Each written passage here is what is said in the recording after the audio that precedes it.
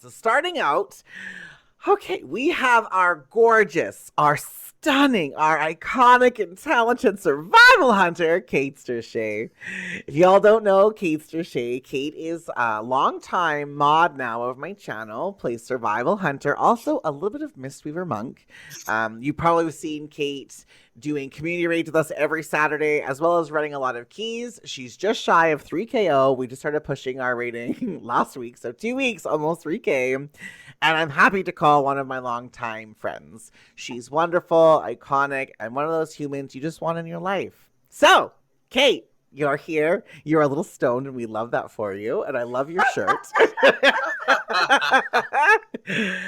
Do you want to tell us anything else about you? No, because I think you covered it all. Okay, so something else that I really like about Kate that she has an opinion or maybe some more views on that the rest of us won't have as much of. Kate has, is it 848 mounts currently? It's 854 now. 854 mounts on her account. And just so you all, I have played since Wrath of the Lich King, and I have less than 500. And Kate has played since Legion. And has like double my mounts. So Kate is a big collector across the board. And I like to have those opinions because something about World of Warcraft, and we talked a little bit about this last time in a roundtable, is that WoW has so many like sub communities in its one giant community. They've got collectors and gold makers and achievement hunters to mythic plussers to raiders to PvPers to RPers. Like there's so much variety within that community that I wanted to try to touch as many different aspects as I possibly can. So that's our gorgeous, gorgeous Kate Sturchet, everybody. Yay! And I love to hear that the volume is perfect. Next up, we have the iconic drag queen. As Apper Kit Kat said last time, the drag of WoW queen, Miss Mickey Mirage. Mickey Mirage is a high key pusher, plays Shadow Priest, Blood DK, Og Evoker. There's one more I'm missing in there, I think. I think you have 4 tunes. Do you not have 4? I do Havoc as well, yeah. Yeah, Havoc, right, Demon Hunter. And Havoc is always a bursting ball of energy and positivity. Also does AOTC rating and is a lover of Mog from going to Raider.io, winning competitions on Raider.io for their cute fashion sense, everybody. So I wanted to bring Mickey on to our channel as a well-rounded key pusher. I think you're 3,200 on your main? Yep, 3216, I believe. Yeah. So like big pumper on the priest, right? Shadow/disc. Yes. Yes. That's right. So big pumper. You've also probably seen Mickey a lot on my stream. We do lots of stuff. Mickey is also part of the famous and legendary stream team, Teamwork, Henny. That's my stream team. And we've become very fast, good friends. So, Mickey, is there anything else you would like to tell the world about yourself? Well, as Sel said, I am the drag queen of WoW, probably the only drag streamer I think I've seen floating around in the dark, shadowy, sexy, glittery corners of Azeroth, another drag artist that streams, but WoW, but I haven't ever met them yet. So if they're out there, let's connect and let's chat. But so far, I'm the magically melanated pixie princess of drag here on Azeroth to stay, and I'll say you guys, I hit my seasonal goal of getting 3K on all 3 of my characters that I play. So I was really excited. I literally got it yesterday. That's huge. I love that. I was pretty excited. So exciting. Yeah, it was pretty cool. I just recently started playing WoW, so like hitting goals like that is like, it's big to me. I was like, Sal says I'm a big key pusher, and I'm like, oh no, like WoW Twitter's gonna blow me up. They'd be like, she thinks that's big, and I'm like, you know, okay, size is subjective.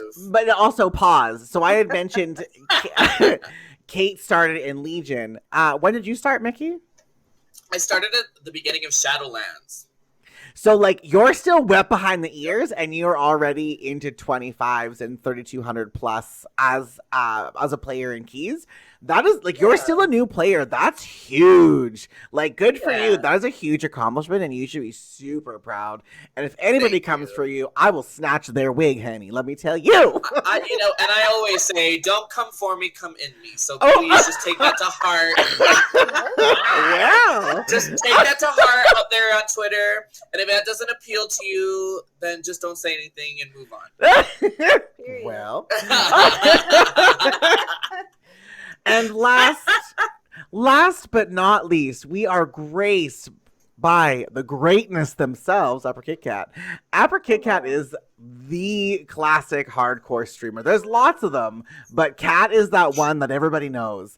From doing all the raids on hardcore and classic, from having like 16 million hardcore druids, I think 11 characters all the way to max level, having the chicken pets in the cutest raid video I've ever seen on Twitch, and also has achievements from retail such as Cutting Edge from Legion, and recently has dipping their toes back into the retail scene with doing keys and stuff, and today they just timed a 22 Everbloom on their Demon Hunter, also known as being the feral druid from Classic, and we're excited to see them feral keys coming up in season 4. Yeah. We love to see it.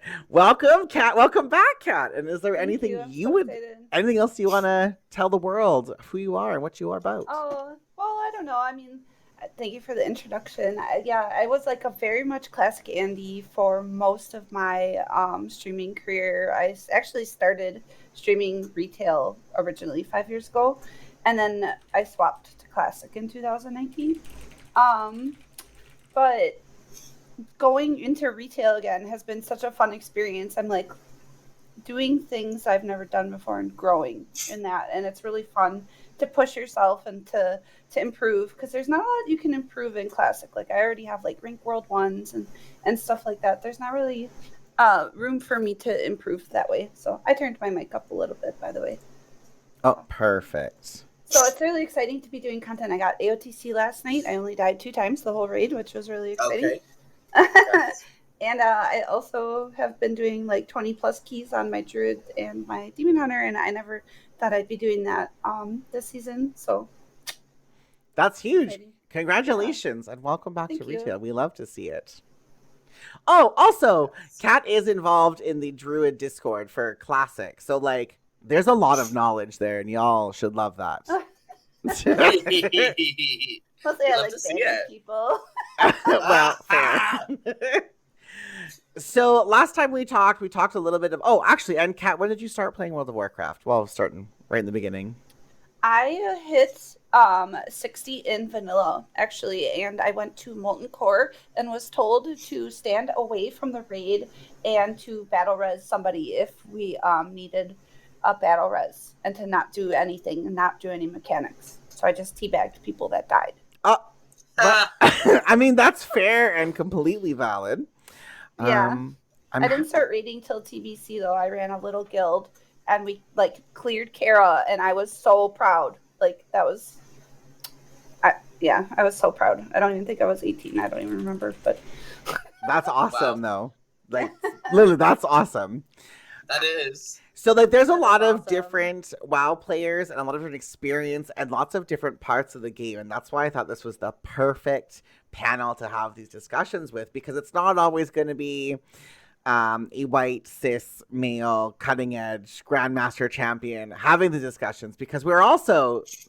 Shocker, I know. We're a good queer perspective of what's going on. We're all a little bit different in that regard, where there are some things that matter more to us that maybe someone who just wants to play the game at a high level, that they don't care about things from like lore, representation, to love stories, and like some favorite characters in Dragonflight that have picnics together, did professions, you were doing professions for them. Like, there's a lot of cute little stories in there, and I think that stuff matters as a community for World of Warcraft. So we've had a lot happen. There's been a lot happen. We had Plunder Storm that just came out like a month and a half ago, maybe 2 months, somewhere in there, which nobody knew about. It just got thrown at us as a community, as content creators. How did you guys deal? How did you like Plunder Storm? Are you guys 40? Are you not 40? Are you pumping it? Do you hate it? What are your thoughts? Anyone can jump in. I ahead, Kate. No, you can go. I was like, Kate looks like she's about to burst if she doesn't say what she's got in her mind. Okay, I personally loved it. In the way that I like that they're exploring new content, new modes of gameplay. I thought it was fun, campy. I think it could go farther in like being splashy with wild sound effects and like silliness. But overall, I thought it was really successful, and I love transmog, obviously, as you had mentioned. So the opportunity to unlock transmog, especially once they fixed the renown, so it was really simple and casual to grab it. I was super excited for that, and I actually just hit 40 like a couple days ago because I've just been slowly like when I'm not doing anything, I'll just log in and I'll be like, you know what, let me just do a couple rounds, and all it takes is just like a couple rounds every few days, and you got to 40 like no problem. So I love that it's really casual and really just chill to get all the rewards. Party. So what are your thoughts now? Because now it's double experience for the renown. Are you like frustrated that you went casually but like harder kind of in the beginning? If you would have known there was double XP coming, would you have played it as much in the beginning as you did now? No, I think it was I think they should have started where things kind of wound up with like the reputation going fast.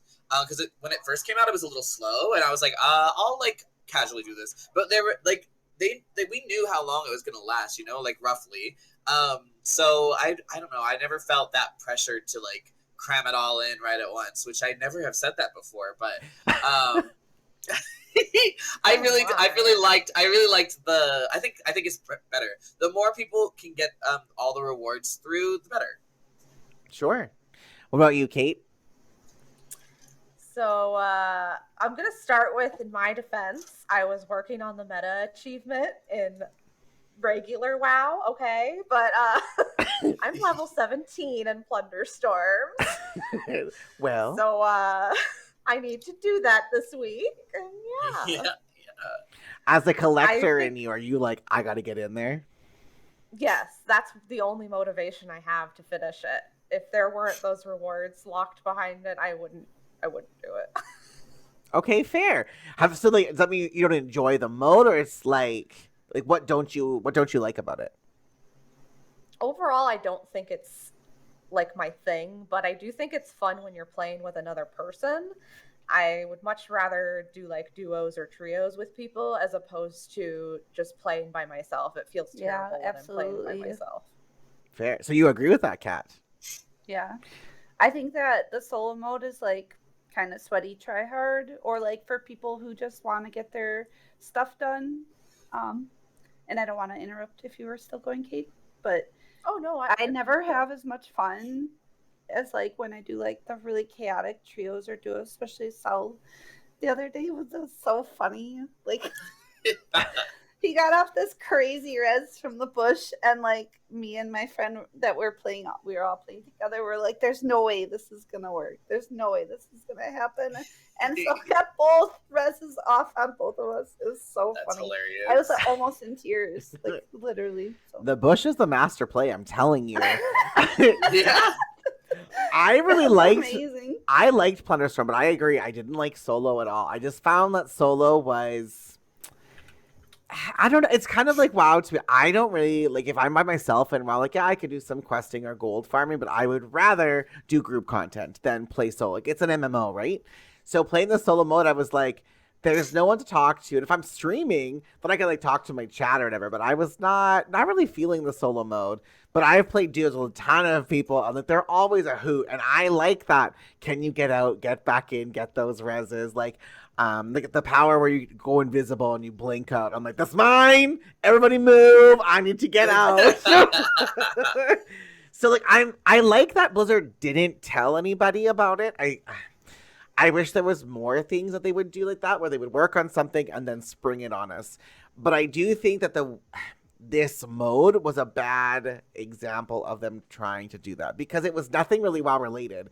And they just teased you that there was an event coming for WoW, but not what it was for. Where like if they could have been like hiding a patch until now, because also when Plunderstorm came out, there was a Holy Priest change that wasn't really talked about.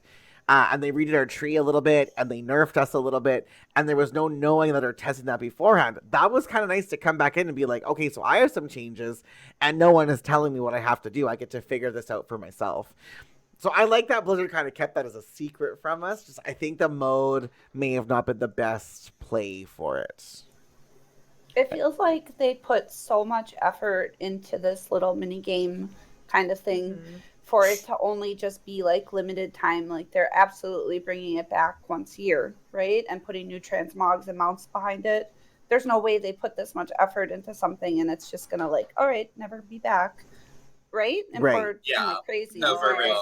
Something's gonna come back, and like because they're bringing up our next thing is the MOP remix. Like that's the next big event, which will be replacing Plunderstorm. It makes me wonder: are they gonna have these little events long term?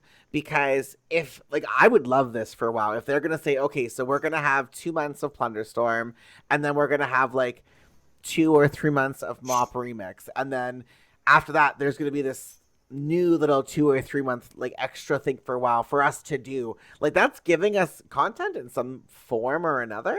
And then maybe for like a new expansion or a new patch, there'll be nothing and you can just focus on like what's happening in the story. But I kind of like if that's the direction they're going to go in, just like because patches get so stale because WoW has turned into a more seasonal game. So like after a month or two, unless you're pushing just trying for a 10 Mythic Plus or you're working on cutting edge rating, a lot of stuff you're just kind of waiting around for the next big thing to happen.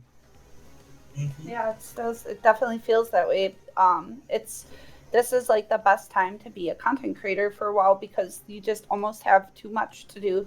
And if you're like any sort of achievement chaser whatsoever, regardless of like what form that comes in, you have so much to like work on now, right? Exactly. Even if you're just like, for me, like my main game is SOD, and when it was not weekly lockouts for raids, I was on it every day because I wanted to do other content, but I like almost felt like I couldn't. I didn't have time. I didn't have the like ability to like put that effort elsewhere. So now that I have the time for it, and it's nice to be able to play other different versions, and now I have like 4 different versions to play.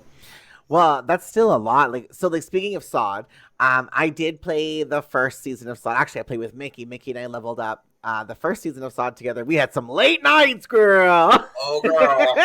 Oh girl. But it was a lot of fun, like a nice way to like twist the game a little bit. And now we're in SOD season 3. So I'm kind of wondering, where is SOD gonna go from here? Are we gonna be going into like TBC? Is this like a done thing? Because I feel like all the stuff they've done with Classic, it phases out really fast. Like aside from being like, here's Cata Classic or here's Wrath Classic. Like there was Classic that came out. Then they brought out the season or not season of Discovery. There was another season. Mastery. Yes, season of Mastery. They brought out the hardcore. Now like the real hardcore is out on top of that. Now there's season of Discovery. Like they're trying to keep, I think, the Classic player base happy, but at what point do you say, where do we go? Like, are you going to go into TBC like this? Is it going to be too hard for players to catch up? The thing is that all that the Classic, and this is mental illness, okay? All that the Classic players want is another fresh Classic every year, and there's some reason that Blizz is like really reluctant to do that, because as soon as the like newest private server vanilla experience comes out, all of the like Classic, like Andy's like, oh, I'm gonna go play the private server because TBC isn't Classic and Wrath isn't Classic and Cata isn't Classic. It's like this very like sort of toxic mentality, IMO, but they just are really reluctant. So they're like, oh, you want Classic fresh? Here's Season of Mastery, which flopped. Nobody played it. It was like a really big like fail. And then Hardcore came out, and that like a lot of people played it, and it was pretty successful, but it wasn't the same as like the original Hardcore community, and the rules were different, and people missed the old rules. And then they gave us Season of Discovery, and it's nothing like Classic, but people still just want vanilla Classic, and they just won't do it. Well, and I find it funny personally. Like the hardcore you had talked that came out. I was excited for that, but I also think that hardcore version did so well because there was such a lull in content in retail. Like all the retail girls were playing hardcore classic for something to do that was a little bit different. But then as soon as they died, they all quit. Like, Right. like in your video, Kat, when you're like, do I die here? Well, and it shows you going, delete, we go again. Like, retail players don't do that. They go, I'm mad, and they go back to retail. It's a big investment of time. I mean, I had a character that died at 28 days played. Could you imagine, like, the leading 28 days of work? Nope. That's a lot. It's rough. Yeah. So, like, I'm curious to see what they're gonna do with that because, like, there's a lot of classic stuff, but where does it end, or where does it start again? Well, and I don't think SOD goes anywhere. Like, we're earning all these like cool mounts and like transmogs and tier sets, but like they can't put you into classic like the normal one because you have all these crazy things that don't exist, and you can't put them in retail because like what are you gonna do with it? You know how are runes gonna interact with retail? So like they're just kind of, I don't know, it just kind of dies, right? That like your character is in prison forever. Well, it's unfortunate because is there not also transmog from SOD that wouldn't be in retail? Yeah. So, like, from a collector's point of view, would you not be like, son of a bitch, I want that? Right. There's like there's an amazing Ret Paladin weapon, and it's a huge glaive. It goes all the way down your back. I've never seen anything like it in any version of the game.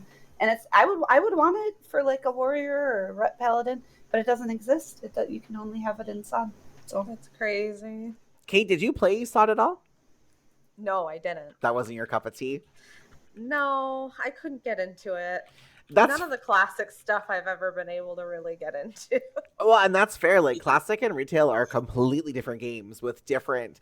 Like, I feel like classic WoW is more like Final Fantasy. Like, when you play Final Fantasy, you're doing the story. It's a little bit slower to start. It's got its own challenges, though. Like, classic is hard. Like, you can't pull 3 mobs. You're dead. You are a dead idiot, you know?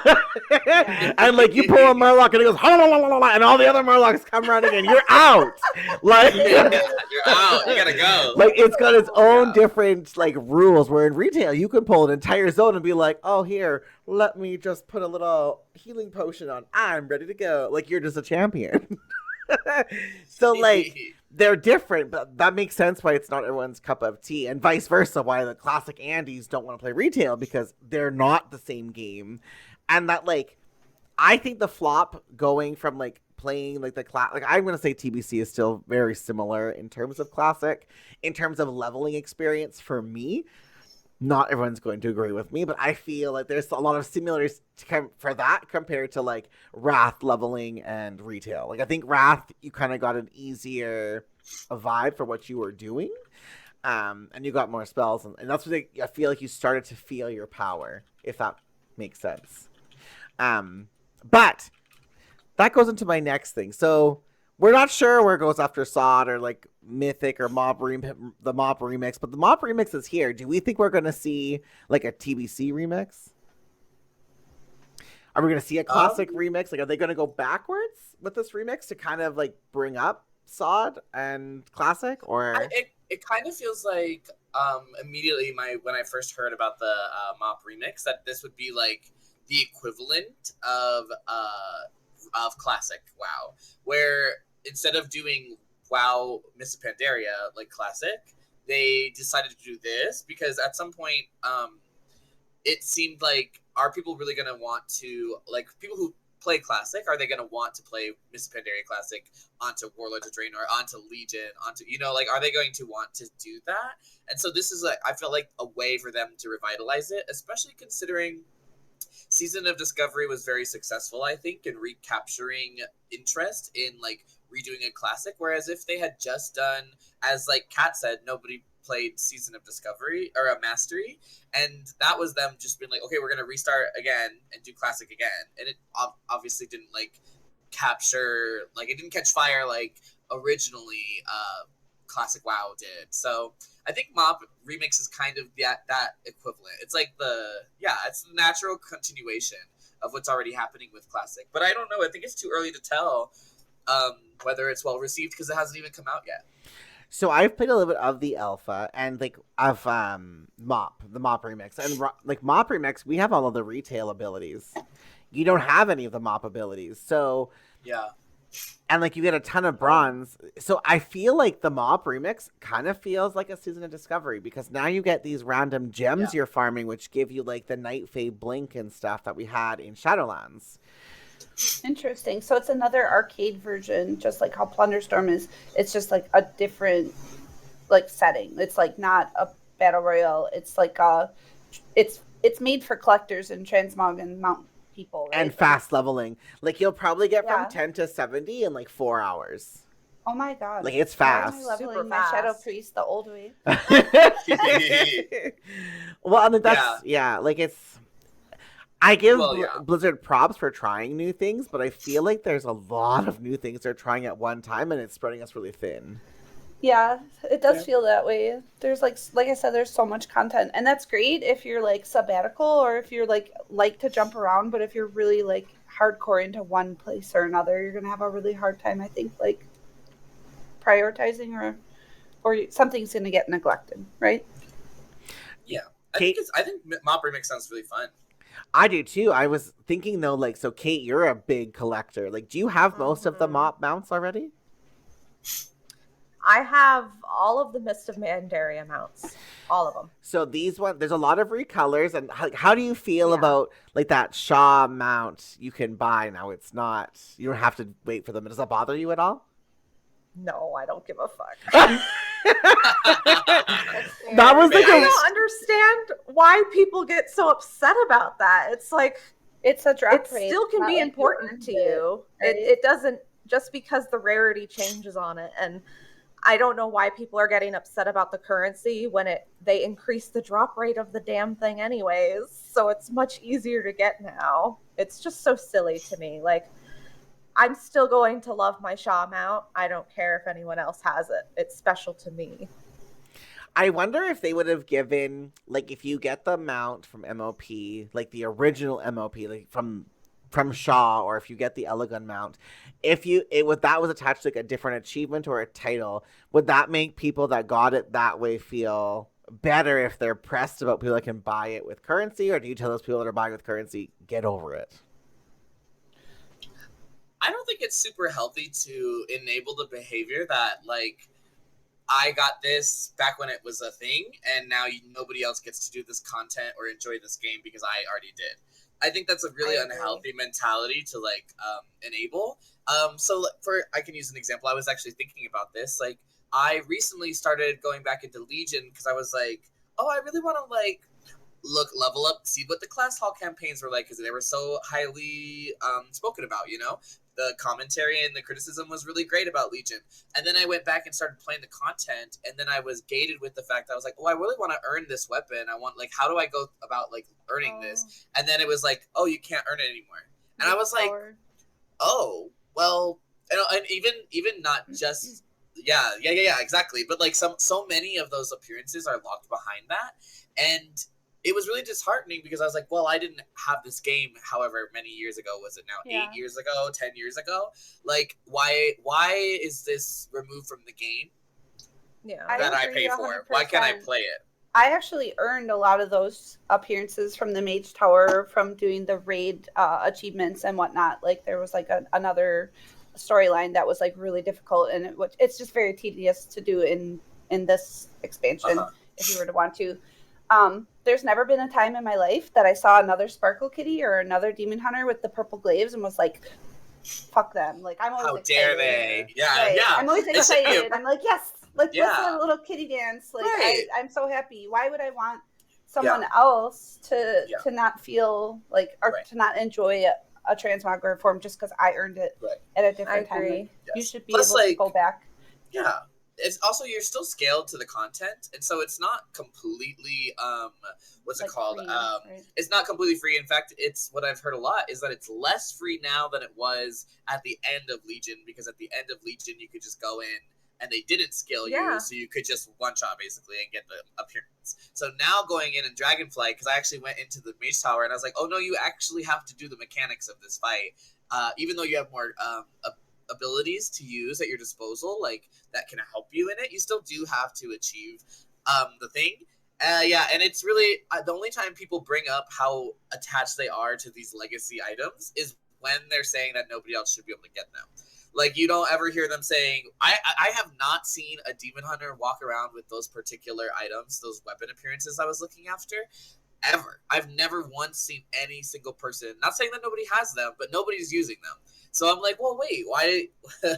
Nobody's even that proud that they got them in the first place, so why are we being gated? I think it's a big missed opportunity that, like, while Blizzard is working so hard to create such amazing content for us and so many things are such hits, why would they just be removed from the game afterwards? You know, it would be really fun to go back in and explore, especially as a more contemporary player, I guess you could say, because I just joined the game. So like and if half the game is like, oh, what's the point of even going there? That doesn't make sense. I 100% like know the feeling that you have too, because in MOP I didn't play like very hardcore. I was like an alt-holic. I was like leveling every class. I didn't really enjoy the expansion that much, but I always wanted the challenge mode gear, but I didn't have people to do it. And there was an option to pay gold to get carried, but I was like, I don't want to do that. I would like to earn this at some point during the expansion, and then I never did. So I never got that. And so I feel the same way where it's like, I would like the opportunity to earn that. I don't think there's anything wrong with that. Well, that's a huge swing and a miss, I think, on Blizzard's part. They're giving us MOP Remix, but no challenge modes.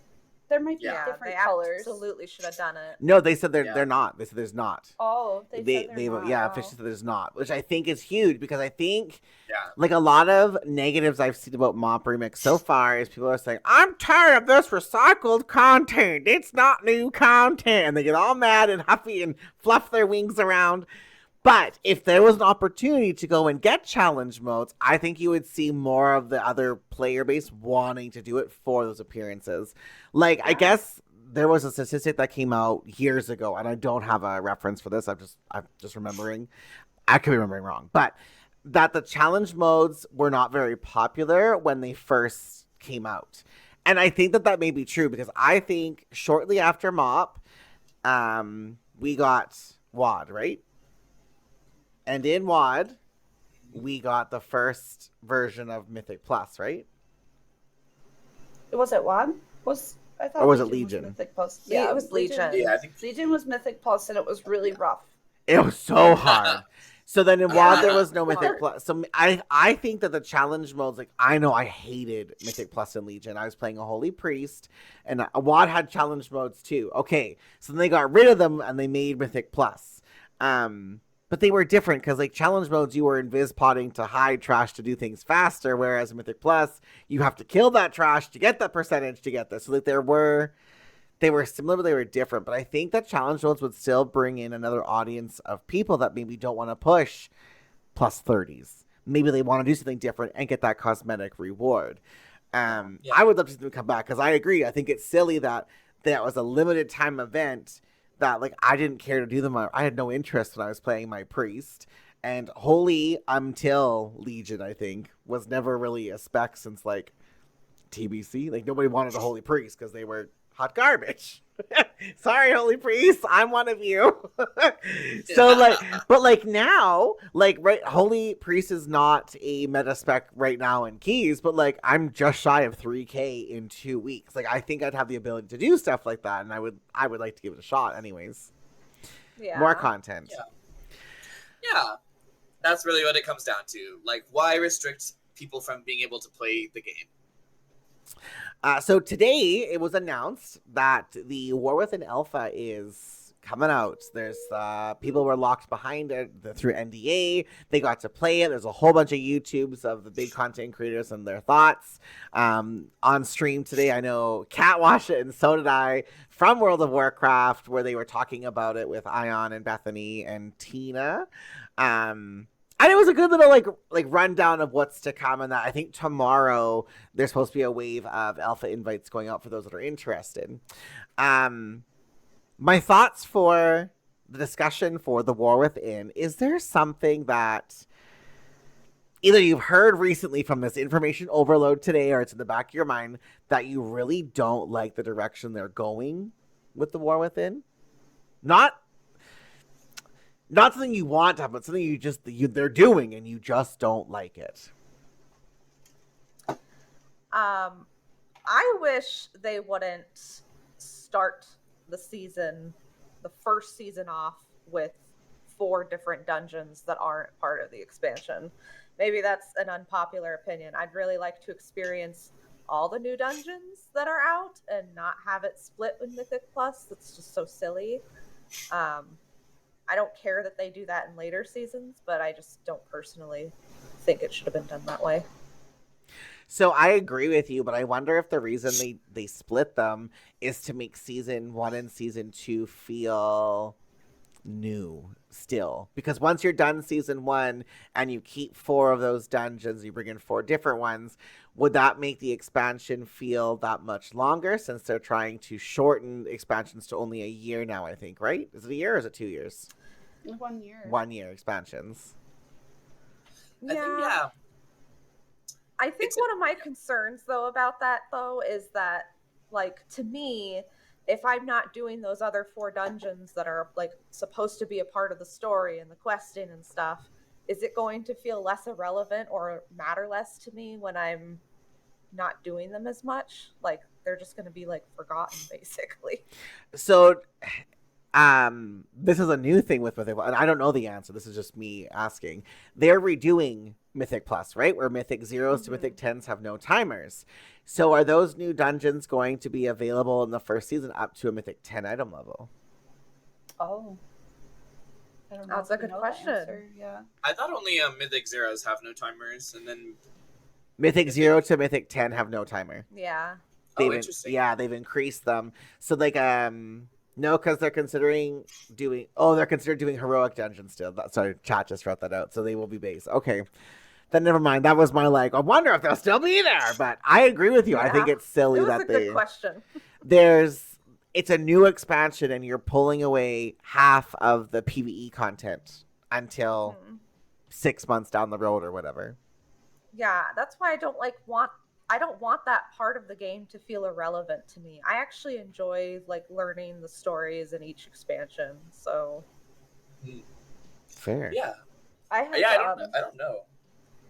Go ahead. I'm sorry. Oh no, of course, please. No, mine's changing the subject, so please. Oh, I was gonna say, I don't know. I think that there's a case for both, starting with all 8 of the new fresh dungeons from the expansion versus putting them all at towards at the end and just, like, recapping and celebrating them all, like we're doing right now in Dragonflight next Tuesday. Ooh, I'm excited. Yeah, but I don't know. I personally don't have strong opinions either way. I think they both work, and I see why they both don't work because of exactly what Kate said. I think it makes sense when everything's fresh and shiny, like, throw all those dungeons, all 8 of them, to the players, and let us sit in those for a bit, and then start recycling old dungeons. But I also, like, I don't know. I think it's kind of nice being here now and being able to go back and do all of the 8 Dragonflight dungeons. I'm actually excited about that. Mostly probably because I never want to see the Mega Dungeon again, but also because I am excited to go back and see these 8 dungeons and just really live in Dragonflight one last time before we move forward into the next. So I want to cut you off there for a second, though. So in this, we're talking about going into season 4. Will there be a season 4 with the expansions being cut to a year? Like, will this repeat itself, or are we going to have less seasons per expansion now? Will we have that opportunity to go back into the War Within before going into the, what's the water one? I'm not certain. The World's End, or no, Midnight. Yeah, whatever that one is. Yeah, like, I'm just wondering, like, the expansions are costing the same amount of money, and the content should be faster, but we're going to have, I feel, less content, or less time to do that content, which then makes you want to start thinking about the raids. Like, are the raids going to be like, this raid was awful on Mythic, I heard. Are they going to stay to this level of difficulty where people just can't do it? I'm not certain. I don't Mythic raid, so I really don't have much stake in that race. Fair. What about you, Kat, for things that you don't want to see or you don't like coming? Okay, so this is probably, like, a hot take, but I don't like hero talents. And the reason I don't like hero talents is because it's just yet another thing that your tier is going to be basically forcing you to take these certain buttons or certain specs to maximize your DPS in PvE content. And I just don't find that exciting. We have these huge trees and we have all these different options. The hero talents shouldn't be, to me, something that improves your damage. It should be something that like gives you utility or versatility or like powers that help your raid rather than like increase your damage or increase your healing. That's my personal opinion. Especially as a hybrid. But I just feel like the hero talents are gonna force us, like it's gonna be like every time you go bear, you become the strongest cat in the world. So now every time I have to like go to bear to do cat damage or something like that. It just I don't want to do more of that, right? No, that's completely fair. Yeah. From what it seems like, from what I've observed of the trees I've looked at, it's at least good that they anticipated that issue and they made them pretty non-impactful to like rotations. I feel like they've minimized how much they're changing, but I do agree in the fact that like I think that the trees are a little over full as it is, and then adding more on top of them, like I mean, it doesn't like for most classes and specs, the hero trees don't add a spell. They just modify existing spells, which is probably I think that's the smartest way to do it. Like adding another button when you already have 3 bars full is like no, but I do think I think the player base wanted class skins, and heroes specs are like class skins that have power attached to them, so you can't pick the one that you want to be unless it's really balanced, and that's a lot of balancing that the company is taking on to add all these permutations. Yeah, we know too that they're not classically very good at like doing tuning, because I've been watching the forums for months where people are going, what's up with all this sad tuning? Where's the retail tuning? Like, what the heck? This stuff has been broken for forever. It started really well, but as it has gone, it's gotten more and more complex for them. So one thing that made me worry about the hero talents is that it did say that there would be direct tie-ins with tier pieces, and I hope that that's just like a fluff sort of sentiment, like blanket statement. But if tier literally is like this tier, you have to be this hero talent tree, or this tier you sim better this. That's going to take a lot of like the choice out of it and make it less fun. IMO. So definitely, I'm hopeful for it, but I'm like also. Yeah, it's like I'm holding my breath as I wait for the trees to come out, hoping that the ones that I'm most attracted to aesthetically end up being strong. So that's like it's kind of crazy, because when one comes out and it is strong, you're like, yes, I'm winning. But if you don't want to play that hero spec because it doesn't make sense with your character's fantasy, and then it's the only choice because the other one's like way lagging behind, that is gonna inevitably feel really, really bad. Yeah. I agree with you about the hero talent tree or whatever. I'm very concerned about button bloat, but at the same time, I had this discussion earlier when I was watching the War Within trailer or whatever. I'm a holy priest. A lot of my abilities now are passive. Passive abilities are not gameplay. Like, you're adding in all these extra features, but like, just don't bother. Like, I've got an ability where I flash heal somebody and you get a DR from it. Okay, but I have to spec into that. So like, all of my final talents are passive. If I die in Guardian, I come back as a human every 10, or back to my gnome self every 10 minutes. Like, passive. Lightwell, it's a smart heal. It automatically heals everybody. Passive. So like, you're learning all of these spells, but they're all just a passive ability where if they're going to run down that route where they want to do passive and they're adding extra things in, what I want them add in is every healer gets to dispel every bad mechanic. Like, I'm a priest. I cannot dispel poison. Why not? It's already on a cooldown. Yeah, I agree. I mean, there's like reasons for flavor, but they've also kind of like homogenized classes, right? Like, there's not a lot that you can't get from like at least multiple classes. So why are the healers like suffering for that? Because that's like, tanks and healers should be sort of Blizzard's baby. Everyone wants to be DPS. Not a lot of people enjoy being like the important roles that make the stuff happen. So they should really be like treating them better and making sure their quality of life is really high. I agree with you on the passives. Like passives aren't that exciting. That's what like makes classic vanilla talent trees not that exciting, right? Because it's like, oh, my Sinister Strike costs 1 less energy, and I have to do 5 of that to make it good. That's not exciting or interesting, and it's the same for the passive gameplay. Just make every time that you heal someone under 50%, it automatically does a renew. Don't make me talent that. It just should be that way. Like, that's not exciting or interesting, right? Well, So, and give me less options, but they're all effective and change the way I play. exactly. And I think Blizzard's very hot. Like, they're having a hard time because a lot of the player base, and Mickey touched this too, players want like the spec fantasy. They want to feel they're an unholy death knight with diseases and ghouls, and if you're Frost, they want to see the Frost dragons come in.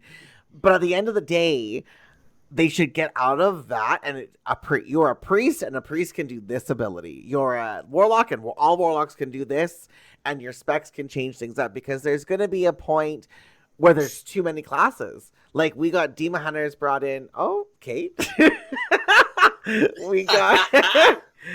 We had monks brought in. We've had Demon Hunters brought in. Now we've had dragons brought in. And there's nothing as of right now for War Within. But, like, does that mean the next expansion there'll be another class? Right. Yeah, I think they could. I think they need to parse back a bit and simplify. Like, I think it's like the buttons that you do press should feel meaningful, powerful, unique, interesting, and then I actually somewhat disagree, and then the passive effects that you add on to the powers, I think are what make them feel good. Someone's having a time. I'm so sorry. Is that your cat? What was that? My cats. Oh. I am so sorry. They're in a heated discussion right now. Oh, they got in a little fight. Hey, I relate. I get it. Oh God. But what I was saying was, like, I think having less abilities, but the abilities can be used in many different ways. I think that is, I think that's good design. So, like, when you use your ability in this way, it does that, and when you use it in this way, it does that. I think that way it's still powerful and potent, and it has like an identity, but it's not. I don't know, because I feel like a lot of times nowadays there's just another spell that does that one niche thing, and then, like, if you have too many of them, you get where Holy Paladin is now, where it's like all the buttons collectively come together to do the healing, but like none of them individually feel like they're doing anything at all. Fair. That's completely fair. Yeah. Something that, and I had a rant on this, and I'm sorry this might offend some people. I'm gonna be edgy, but something they're bringing into War Within that makes me so mad, and it's the way they worded it, is the one person thing with Bronzebeard, where you can do like a dungeon with The just delves. The delves. the delves. And at first I was like, okay, that's interesting. And then they talked about it. I'm like, what? You can have a solo adventure with an NPC. Why are you playing an MMO if you don't want to group with people? Like, if it was a scenario, It sounds like Torghast. boom, and I said that too. I was like, nobody liked Torghast. Like, there were different levels, and if you did like, maybe I should say nobody. If you liked Torghast, you were in a very small percentage of people who enjoyed Torghast, and people that did like Torghast, it's normally because the powers they got were really big. Can you, as a Final Fantasy 14 player, and I don't know what it's called because I haven't played in so long, but Torghast was literally the equivalent of the like eternal dungeon thing that. Oh, Palace of the Dead? Yeah, in 14. And it was like this thing to like get power and get XP and to get like whatever. It was Azure power or whatever. I don't remember why you did it to be honest. But it felt like very much like a ripoff of that, which is fine, but nobody liked it. And now they're like, hey, we see that there's some people who are afraid to play with other people and they don't have opportunities, but like, let's make this mandatory also, because you can get gear from it and upgrades, which is going to make it a required thing for even people who have groups to play with for an amount of time. Yeah. So it's from what it sounds like this is like an alternative method for people who like world content to get here, but it's not gonna rival other methods. Like if you do dungeons together, I'm not super. I haven't looked too much into it. But So you will get slots in your vault from this. Yeah. Yeah. Yeah. And it starts at Yeah. 480, and the raid gear or Right. Mythic Plus starts at 493. Yeah. So like, yes, and if if you're paying for a game, play what you're enjoying, and I get that. If you want to just make gold all day, live your life. What irritates me is like when I hear stuff like, "Oh, let's make it a solo player game." WoW is not a solo player game. But Like, there's a lot of people that play that don't have community, or they're scared, or they die a lot, so they get shunned or bullied, and then they get kicked from groups, and then they just kind of don't ever engage anymore. Like, and I actually have a lot of friends in my community that play WoW completely alone. I've even offered like, "Hey, I'll play with you," and they're like, "I'm too scared." Like, yeah, I don't know. I think it's fine to offer like alternatives for people who like to do quest content, you know. And then they can acquire gear as well. I would be very surprised if the gear you can get from filling out your vault slots through delves is anywhere near the gear that you get from raiding or dungeons. I would be so surprised.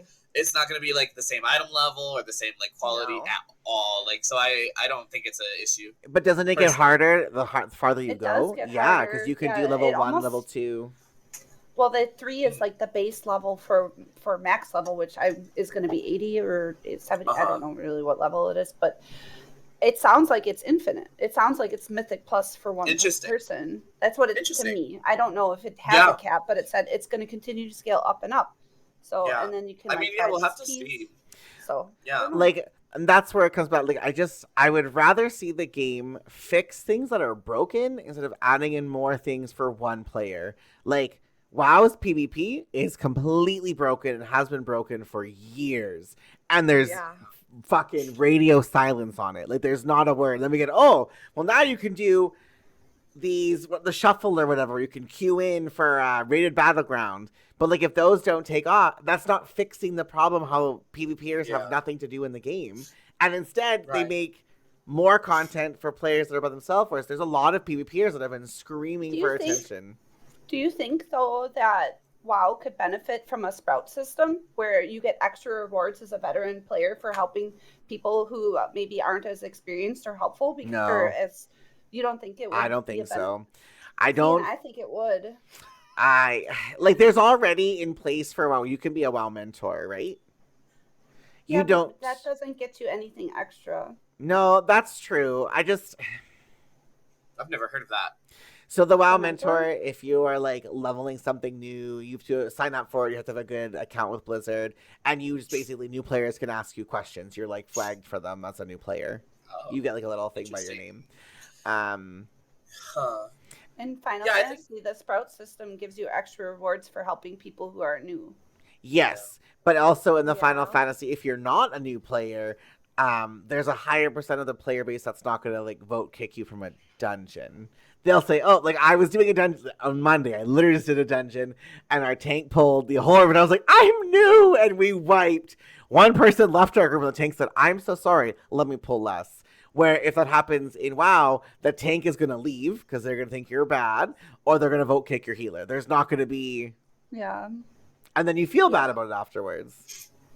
Yeah. So I don't know, like, what could you get? Like, because gold is not really a thing because you can just buy a token. I don't think players would do it for more golds.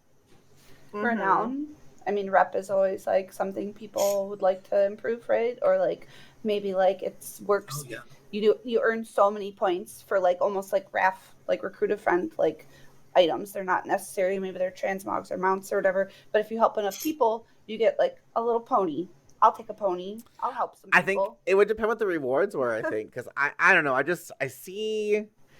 Like, even now, like, we do a community raid every Saturday, and we take players, like, this, up until Season 4, we have taken everybody, and we've had to carry a few people, and that's because, like, they're afraid to do anything outside of LFR, and it's been so much fun.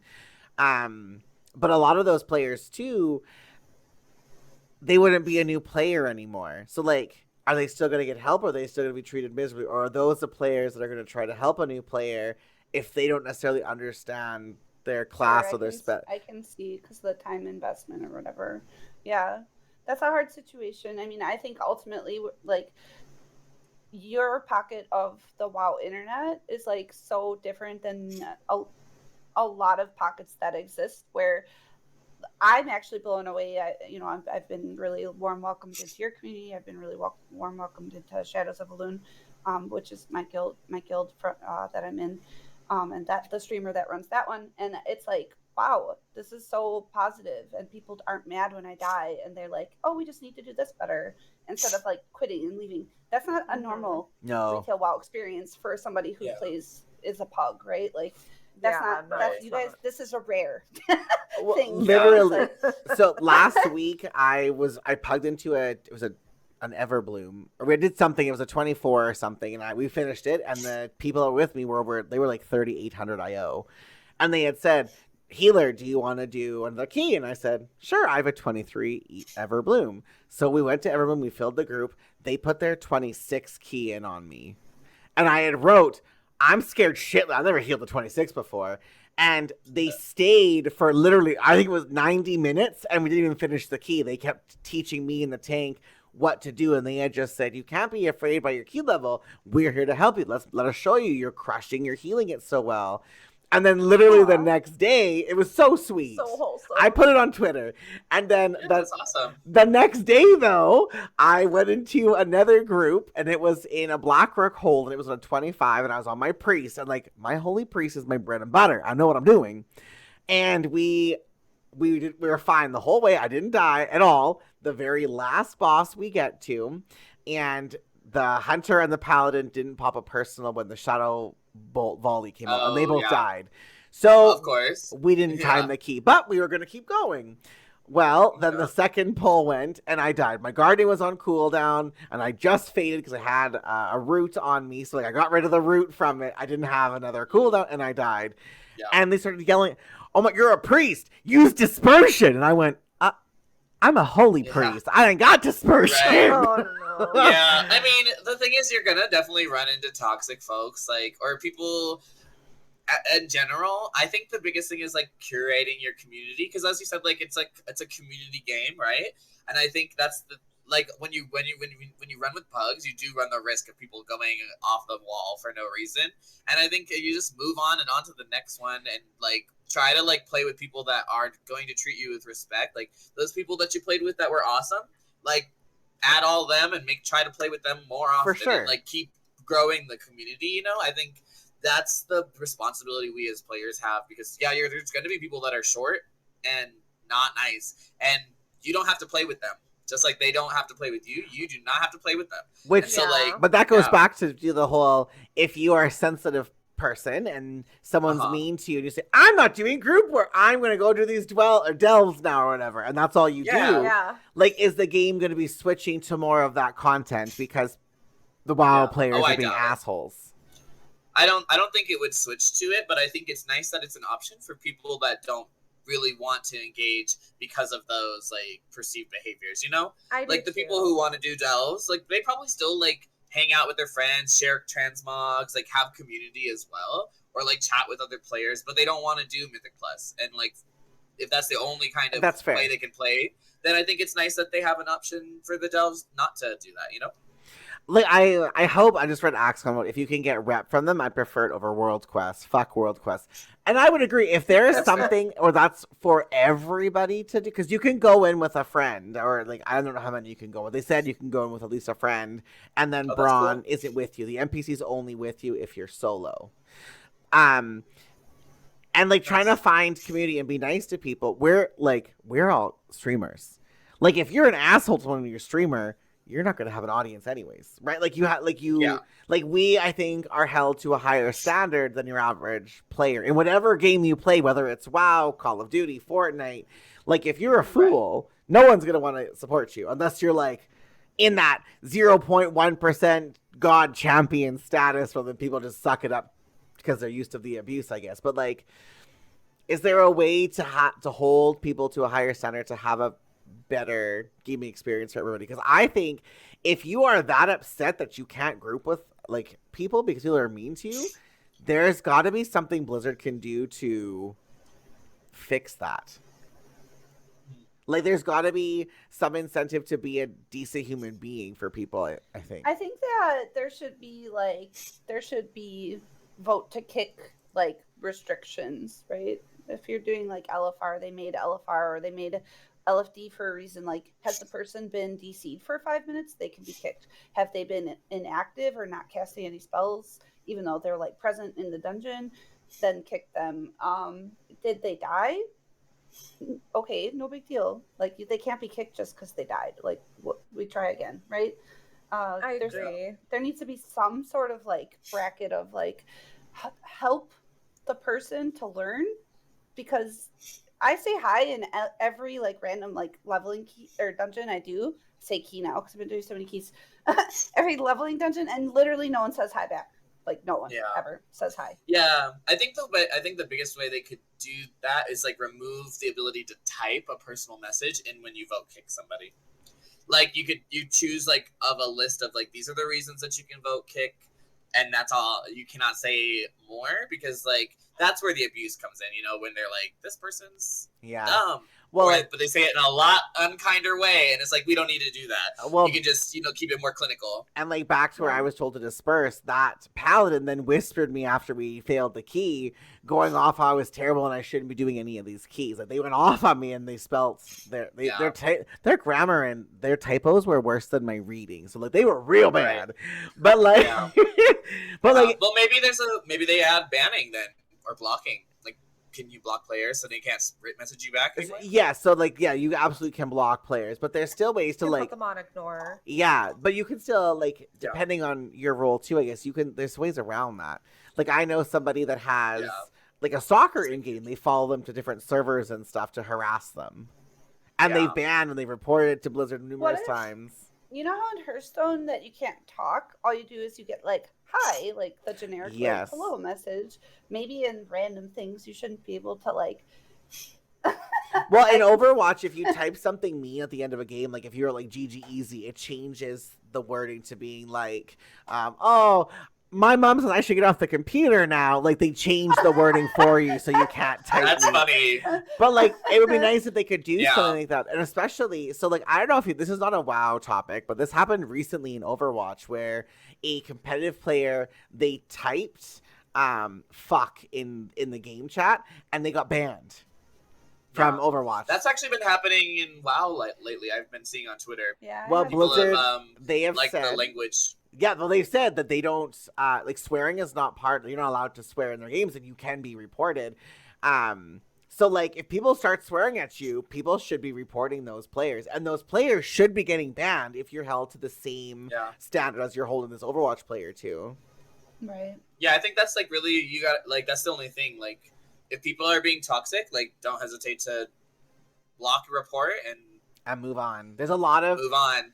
Yeah, I do. There's nothing you can really do. Like, there's nothing like, you can't like screen people, like give them a sit down interview when they sign up for the game. Like, are you going to be a bad person in this game? Like, there's no way to police that other than to respond to the behavior, and like maybe present messaging that says like, we stand, don't do this. You know, like, be kind, have fun, like, that kind of messaging. But other than that, I don't really see how that's a community thing, I think, to resolve by just like more people being champions for kindness and patience. Well, and jumping in, there are groups that are trying to do that, right? Like I might say the org wrong, the Liquid Women of Warcraft, I think.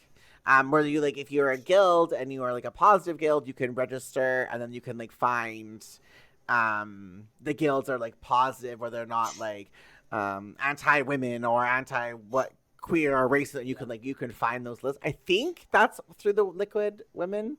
And I know that like there are other groups and organizations that like Blizzard has supported and promoted because they've done good things. But I think Blizzard should take that one step farther, because I know there are orgs that don't have any reps, or like groups that don't have any reps that actually do really good things outside of just, oh, here's a person that says they're doing good things, let's promote that team, that org or whatever. Like, they're not really doing anything, whereas there are people that actively fight for someone to not be discriminated against, no matter who they are, if they're not a white, straight, cis man, right? Like, I feel like that should be a responsibility from Blizzard or Microsoft now at this point. like if they want to keep a player base and keep people happy, like gaming's not just for the bros after hockey where they can fist bump it, you know? Like it's for everybody. Yeah, definitely. I mean, I don't know. I can only say that like I hang out with like a very diverse like and inclusive chill group of folks like who play World of Warcraft. But the way I got that is by just taking charge of my own community, and I just don't play with people that I don't want to play with, and that's just it. You know what I mean? Like I'm not forced to I'm not forced to play with people. The only times you're forced to is like when you have to do LFR for something, and then sometimes people will be acting crazy. But trust me, I'm hot on the keyboard too, where I'm like, hey, relax. Like I beat you in DPS. Shut up and sit down. Like if you're gonna be mean to this person right now, like if you're gonna be mean and bully this person who's just doing the LFR like the rest of us, like look at the meters. Like, and also even if you were beating me, who cares? It's LFR. We're having fun. Shut up. Like you know what I mean? I don't know. Like I don't know. I don't really know. What do you have like specific like ideas of like what you're like thinking about? So I'm not super sure like where your mind's at on this topic. Like what Blizzard could do? Yeah. Like, I think if you're queuing into something that is like LFR or a dungeon group, they could definitely have a better security on like the words that are allowed. Like for an example, how are racial slurs not immediately, how can you type them in? How? Boop. Yeah. Surprise. Yeah. Like there's certain things at this day and age, like how is it still Definitely. like what? Like there's that like I just think that like you need to be harder on your typing. Like stop worrying about For sure. hiding what a cartoon spider looks like and fix something where you're going to be discriminated against because of just a phrase someone can throw out. Definitely. Like that's where my like, oh, that's great. You want to make it so that there's less than 1% of the population that can't deal with cartoon spiders, so you can turn them into crabs, but you can't use your technology to not have racial slurs or homophobic slurs thrown at people. Like Kate and I were in a Mythic Plus the other day, and some guy was going off about like being very sexist. Like, how can you type that? Like, there should be some automated mod to be like, you're not a decent human being. You don't get these privileges today. Nothing. You don't get these privileges today. No, yeah, I definitely feel that. And I do have, so I was in Luxto's stream the other day, and I love Lux. Like, he has been very kind to me in my streaming career. And they were talking about the raid, and we had touched base a little bit about the raid before, like in our last little session we had about like mythic raiding and like how do we feel like how can raiding start to adapt with our player base because it's hard to find 20 people or it's hard to do this. And I think Lux had a really good idea. He had said, what if, hear me out, you removed LFR? It was gone. And you made normal easier, but you made normal raiding queuable. So you could queue into the raid together, and it was like 10 to 30 people or whatever to fill the groups. And then you had heroic. That was a little bit less than difficulty of the heroic now, but that wasn't queuable. That was like you had to go in, which is like normal and heroic now, and that was flex style. And then you had the third difficulty, which you could do it on 10 people or you could do it on 20, but the rewards you were getting, there was no power behind it. The rewards you would get would be like certain cosmetics or mounts. Like you would still get to do all the raid and all the content right off the bat. But that final step, because a lot of the community wants 10 man or 15 or 20, like it's divided. It was there, but there was no power ties. It was just cosmetic rewards, like the challenge mode sets from MOP. Would that bring more people in to want to do the raid? Because right now, Mythic Plus makes a lot of the raiding kind of irrelevant, except for trinkets and weapons. But like you get all your tier at a slower rate from your vault every week. So do you think that that would be an option to just remove LFR and make normal queuable to try to make it so more players would do that content and like push themselves to become better players?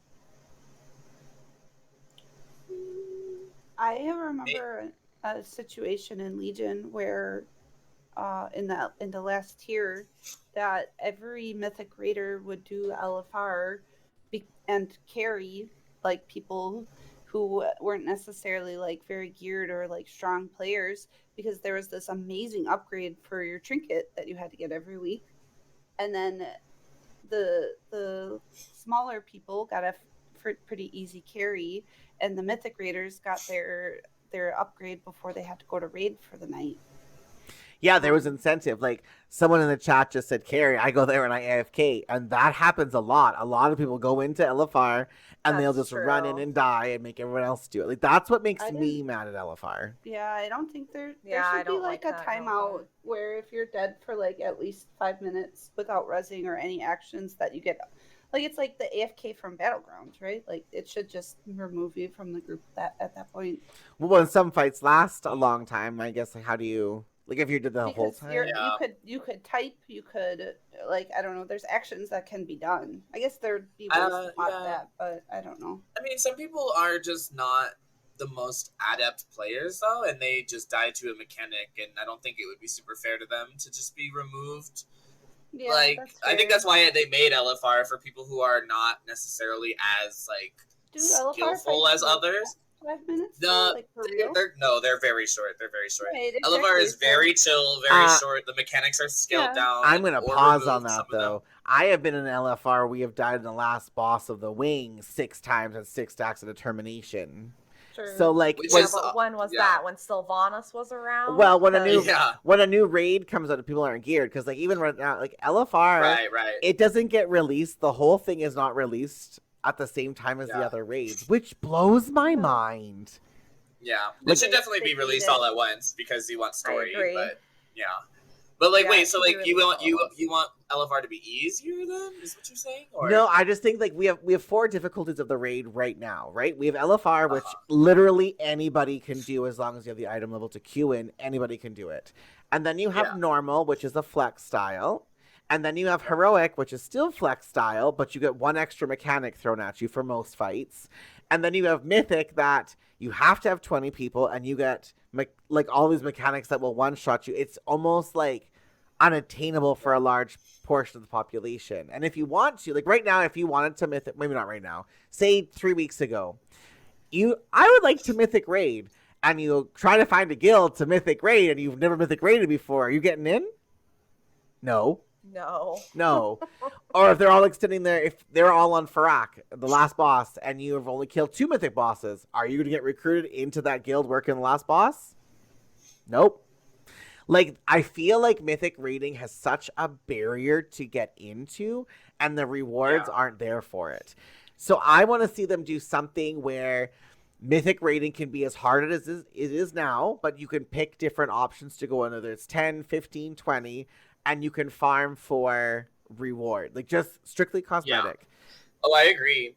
I think definitely like player power, like restricting mythic from being for power and making it more cosmetics and acclaim, like titles and such. I think that's a great idea because it really is. It should be you should be excited to do cutting edge or do mythic rating for the sake that you completed that hard content, and there should be maybe some cosmetic appearances that show that you did it. You know. Like, but and if the barrier to entry was a little less for like terms of having to have 20 people, that'd be awesome. I like that idea a lot. If there was less than 20 people, and there's like certain mechanics that need to be dealt with, I'm imagining like a world where you have like 2 paladins, 2 priests, and 6 warlocks, right? Like, you definitely would. Yeah, it feels like, hi, I'm a feral druid. Where do I ever get to play the game? Right? Like, I bring nothing unique or specific. But switching that back to you, like, if you're in a community, it doesn't matter. Like, that same thing can be said now for, like, meta. And I saw someone in the community earlier, one thing about, like, my stream, my community. You can be a non-meta character and we'll still do shit. Like, Kate's been a survival hunter since I've known her. And they've had 1 tier where sort of was decent. But, like, when you're cutting back... When you're cutting back like roles into smaller and smaller amounts, right, it becomes more important what you pick, because at some point certain mechanics you have to, they like love to do this like soak or you die, so you have to bring someone with an immunity. I don't have an immunity, so what are you going to bring? You're going to bring a demon hunter, you're going to bring you know, you're going to that makes sense. Paladin with top. That's also a dev problem. Like, devs have to be able to think about how to make, like, and I'm sorry, especially now with Blizzard being part of Microsoft, Don't tell me they don't got the money to hire more devs to figure this shit out. They probably don't want to, but yeah. Well, listen, if they can charge Right. the obscene amount of money for like their cosmetic shop, plus like if I'm spending $20 a month for to play your game, plus $40 for cosmetic, or $360 for what's it called? Collector's edition. Like, get the fuck out of here! $360. What? Wild. I just feel like there's not a reason they can't. Like, there's always layoffs in the gaming dev world, which is really like I sympathize. There's always this big wave of layoffs, and then like 2 months later, a big wave of hiring for those exact same positions. Right. Like they almost feel like they're term positions, but you're paying less and less and less each time. Yeah. But if you have a game that is like standing on its own and your player base is happy, I want to see them do something more with Mythic, because I think Mythic rating is so unattainable for a lot of people. But like some people could do it. Like I know Kate could Mythic rating, Mickey Mythic rating. Do you think that it's like the same tier as like a person who's getting like gladiator titles? Because that's meant for like a certain high threshold of player, right?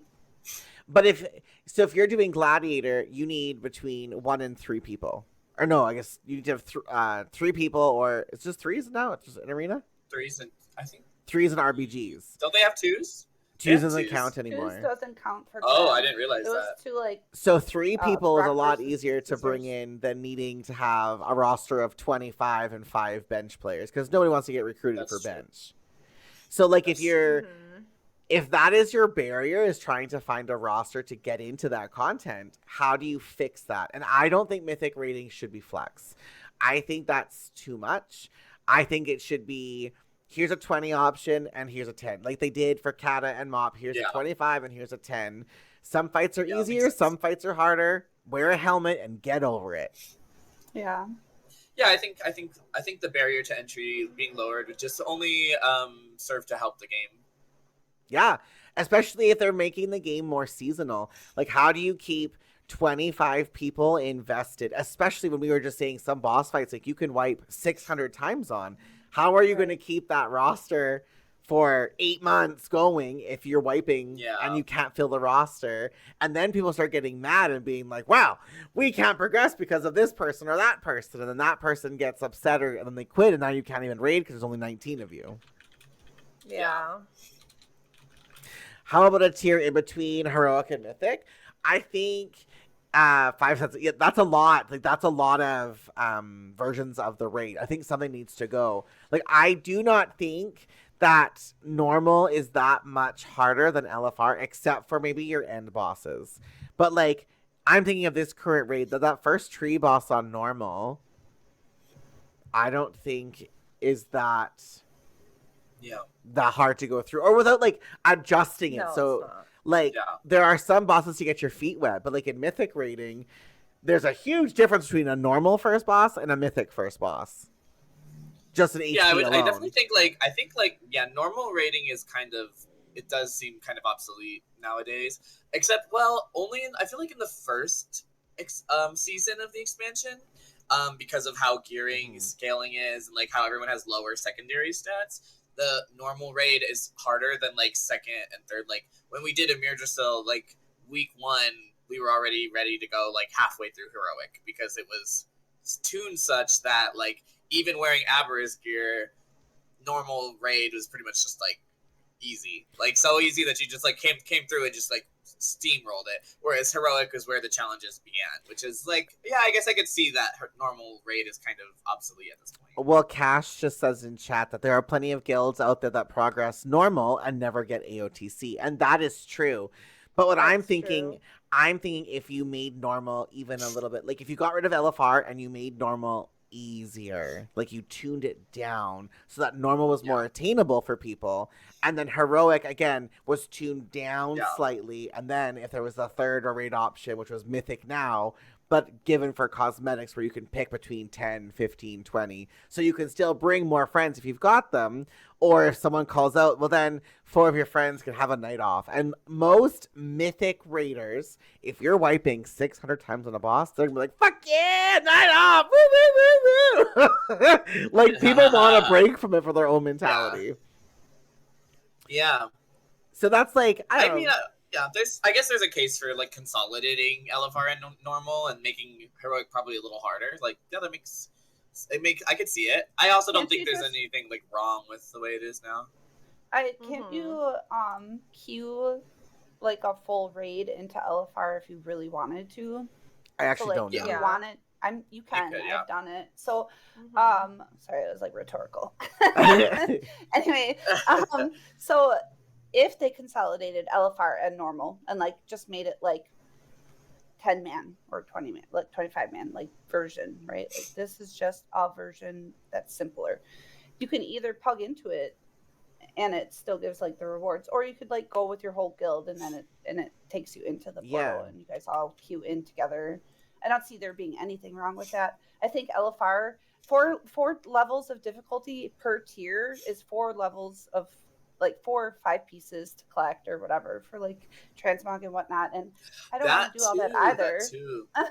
Because I've done it. Yeah. I do, but like I don't want to have to go into Mythic for like the next 3 years from now for last year. Oh, for sure, like, for sure. See, I think if you get a Mythic piece of tier, as an example, say you got Mythic shoulders, then you should automatically get the heroic, the normal, and the LFR. Yeah, because you've gotten the top. It should get all of them. That would be nice.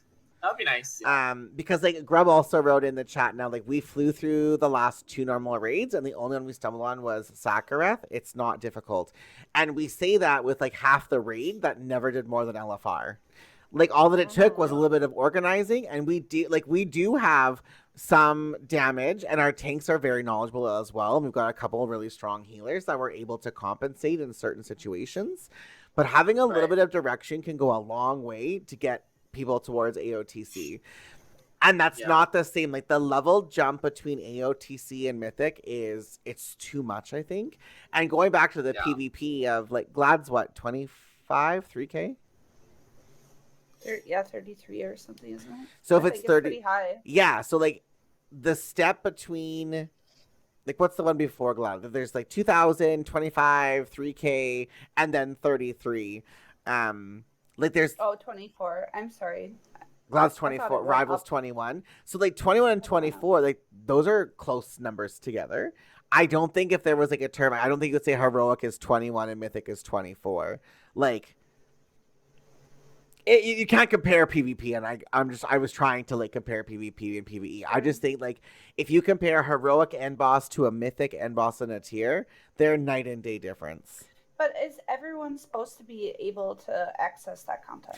No. Is getting cutting edge supposed to be prestigious? Is it like getting Gladiator? Because like I have it twice. I almost had it a third time. A lot of it is just repetition, but I don't think that every person is capable. I love my best friend. She has a very bad spatial awareness. She dies a lot. She's not a bad player. I don't think she could get cutting edge. No, so I love you. You got cutting edge. The last one was in Legion, right? No, I got it. I got Gahoon, and we got Jaina to 10%. Okay, so basically. BFA. So I did the last tier in BFA. I didn't raid Jaina or Cahoon because I quit that expansion. But we got 11 of 12 mythic in the last tier. And I can say from that tier in BFA to the first tier of Dragonflight are very different and very like harder mechanics. Even in Shadowlands, like that, what's that, the crab boss, Holland? Oh yeah. Like that boss was one of the hardest bosses I think I've ever done in Mythic raiding. Well, wasn't he the roadblock? He was a huge roadblock. But no other, like, if you look back at, like, the BFA or the Legion, like WoD and Legion Mythic raiding was a good level of difficulty for me. Yeah. And that's where it should have stayed. And it's gotten so hard and so complex because they want the Mythic Race to World First to be that much more. But that's where it becomes unattainable and not fun. Because you can have hard content and it can be fun.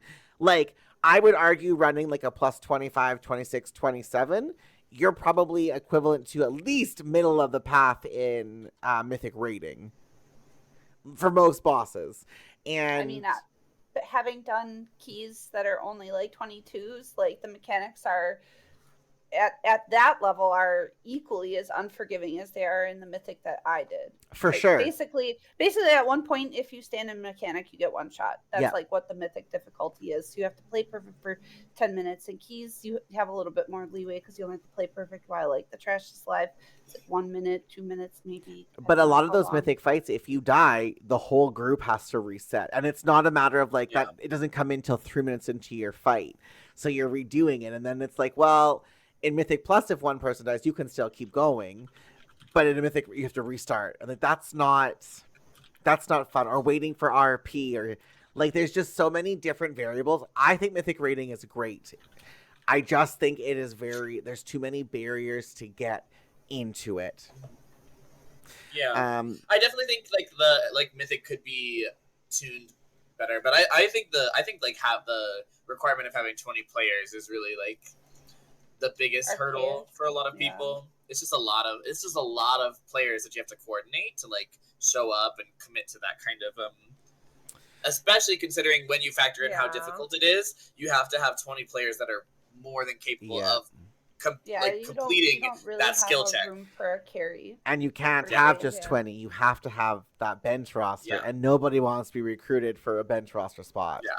There's a cutting edge raider in chat right now that just said, after 3 tiers of roadblock bosses, I don't want to see another. And they have cutting edge this expansion. So like the roadblock bosses they've also wrote is that those are designed for race to world first and are only detrimental for general rating guilds. And that's the problem. Yeah.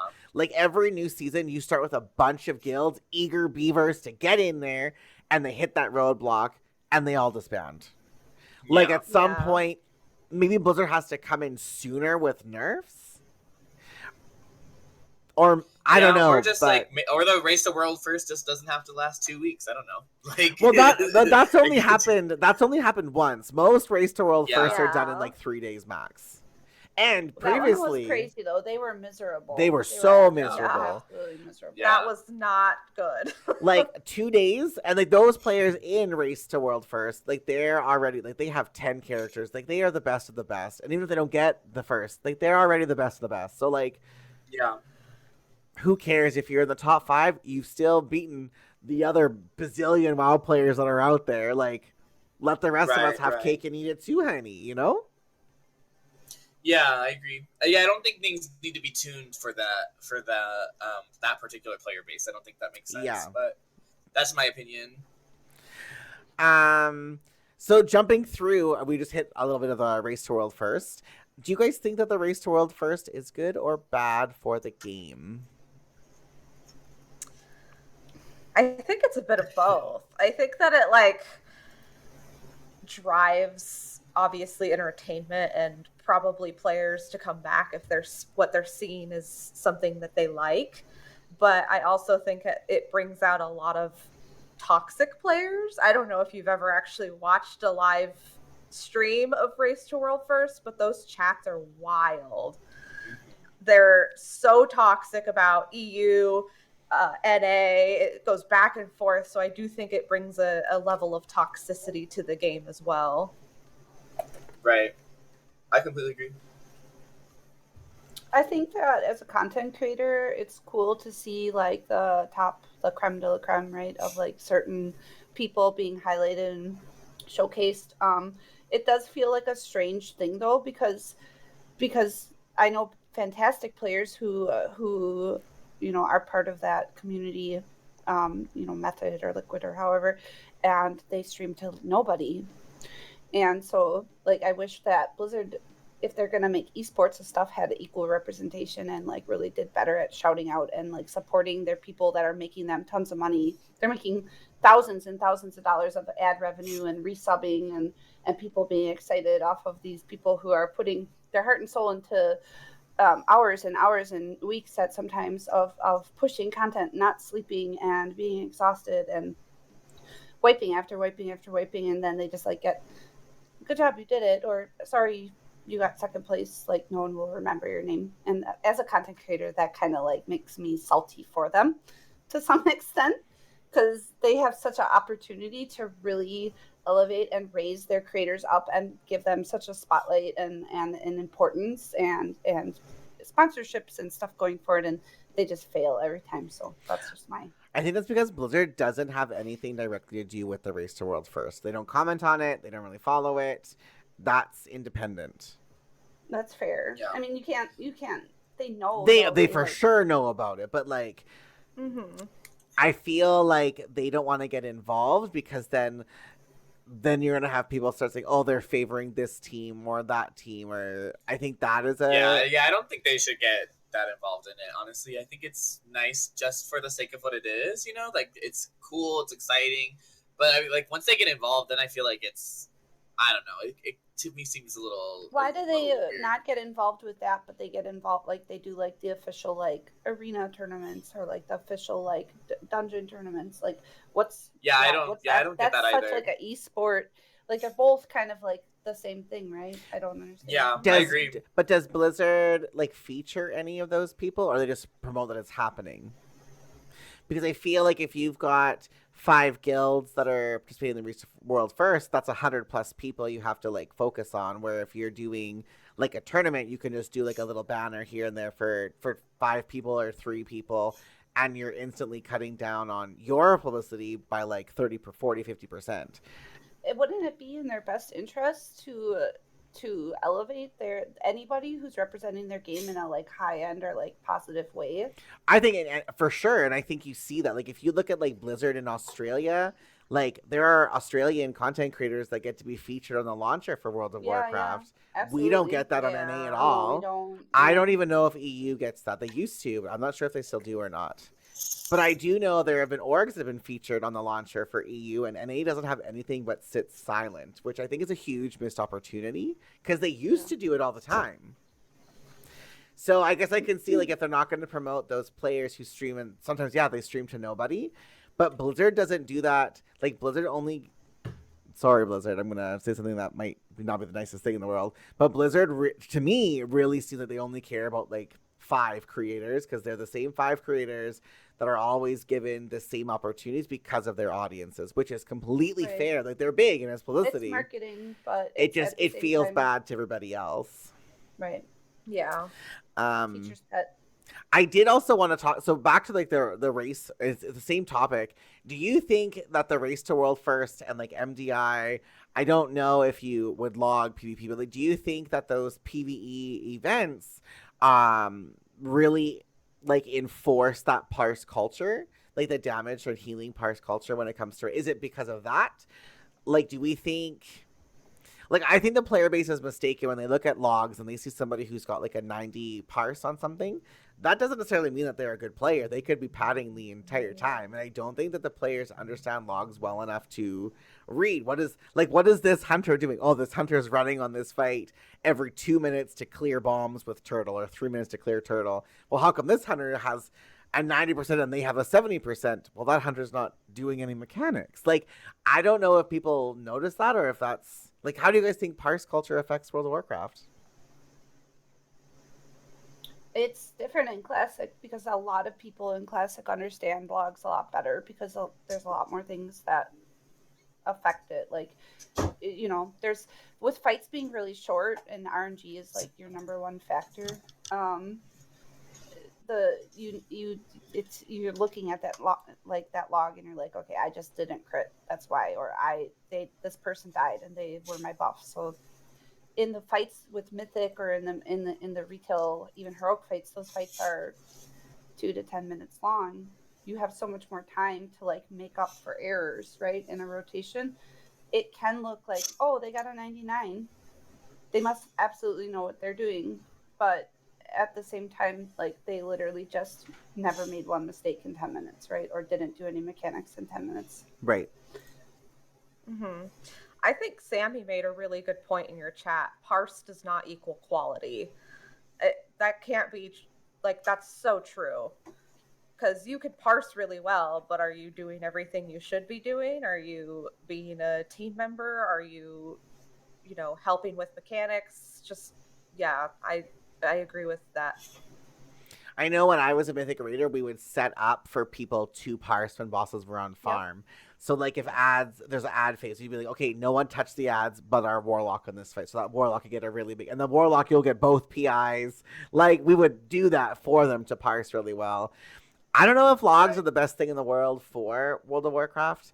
Did you ever play before meters existed? Like only threat meters?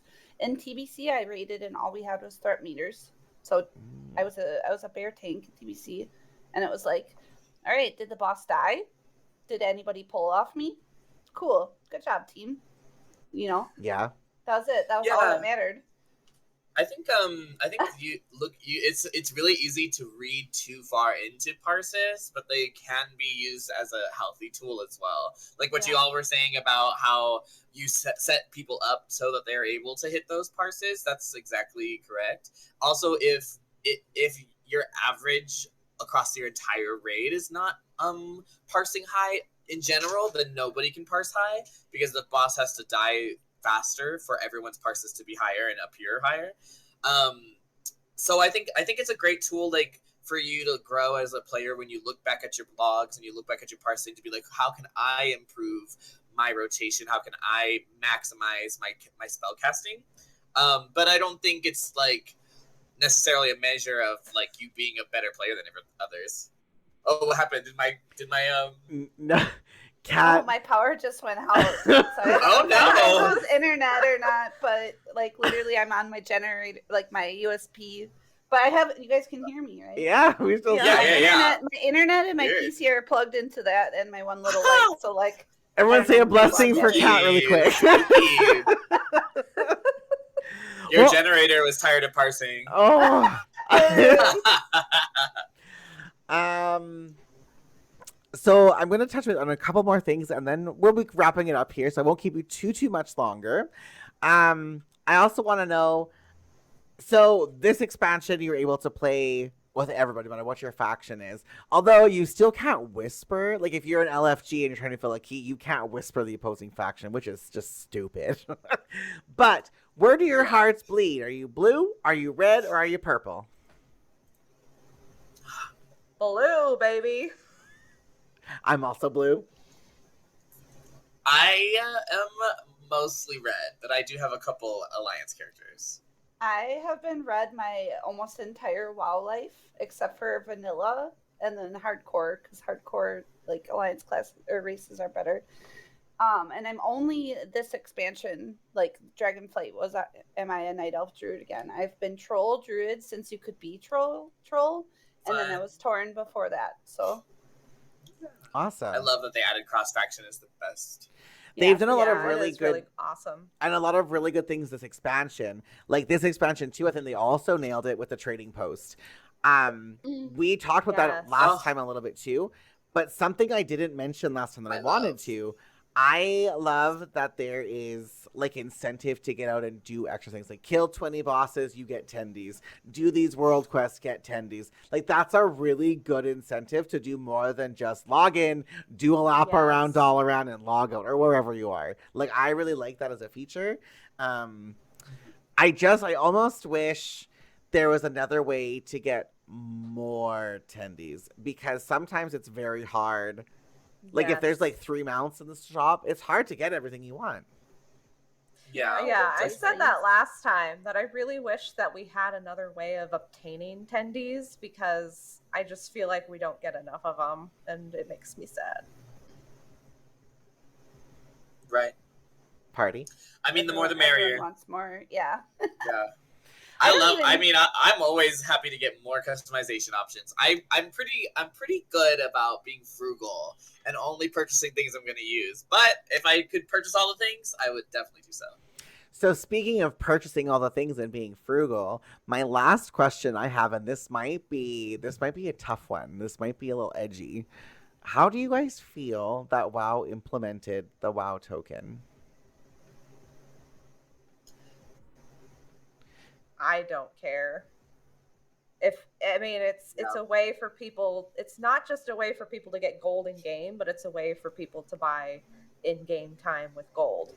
And I think that's the big part of it, is people being able to use their gold in game to buy game time. Yeah. I have a very different opinion, so like not negative, but a very different perspective. So if anyone wants to go before me, because mine's a little bit of a rant. Go ahead, Mickey. Oh, sure. I'll just say that like I was like for me, coming so late into the WoW's life, it's I can't see like making gold without it. And all I care about my gold being used for is like being able to purchase the consumables I need to do the content that I want to do. So as long as I could continue to do that and pay for my transmogs and my consumables without it, I'd be great. So I don't really have strong opinions either way. Fair. Okay, so as a classic player and also a retail player, I think that the token in retail doesn't make a difference. Like, it's a positive thing. I understand why Blizzard made it, because there's a very large problem for classic players, even Wrath, of buying gold from private sources, illegal sources, right? So they said we need to take this into our hands, and if people are going to be spending real dollars, then we're going to make the money ourselves. It makes sense. The problem with that is that there is just, it absolutely wrecks economies in smaller versions of WoW. And retail economies are so large, right? There's hundreds of thousands of people in any economy. I don't know exactly how the auction house works, but I know like there's certain servers that are together, right? Like, yeah, if there's clusters for the smaller ones and whatnot. So it's not like an unhealthy economy, because you can, I don't know, the new auction house is so strange too. Like, it sets the price for you. You don't have to think, right? It just automatically like you go, I want to sell this, and it's like, oh, that's how much. Oh it costs. You don't really need to like manipulate or anything like that. Like, it's just sort of like an automatic system. In Classic, that's a completely different endeavor. You can make a ton of money, sell that, and make thousands of dollars of real money. I wanna warn you on that for a second. Cat on retail. If you're posting something, you have to pay attention to the eye level on it, because sometimes things are different eye levels, and that's why the prices can be different too. Oh, see, and I'm just posting like herbs that I herbed, or like things that like the common player are selling that aren't necessarily like rating or like whatever. Maybe it's a transmog item that is like a green from Classic or something. The H is game wide now, not even clusters. So like that healthy economy. Now I do know there's RMT in retail.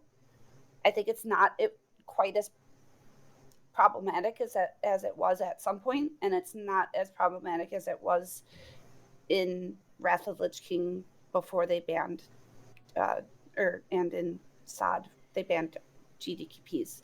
People were buying $10, $20 worth of gold, but then also people were selling like thousands and thousands of dollars worth of gold. Yeah. So I think the token it should just be every version of the game. It should be accessible. I think it should be less expensive than it is, and I guess that would just drive inflation. But I don't know. I'm glad that it exists for a lot of reasons, because if I want gold, I don't want to have to go to like an illegal third-party place to do it and risk my account that I've had for 16 years or whatever, however long I've had it. Yeah. No, that makes sense. So I do casual gold making, especially when I'm bored. So like I normally can make enough gold where I can make like, say, 150K a month, which is really low in comparison to like the big gold farmers. But like for what I need, I'm normally just kind of like refreshing it. Like, it's fine. I wish there were also different tiers, because for me to buy a token is $25 plus tax Canadian. That's not as much, I think, for American. It's like 20.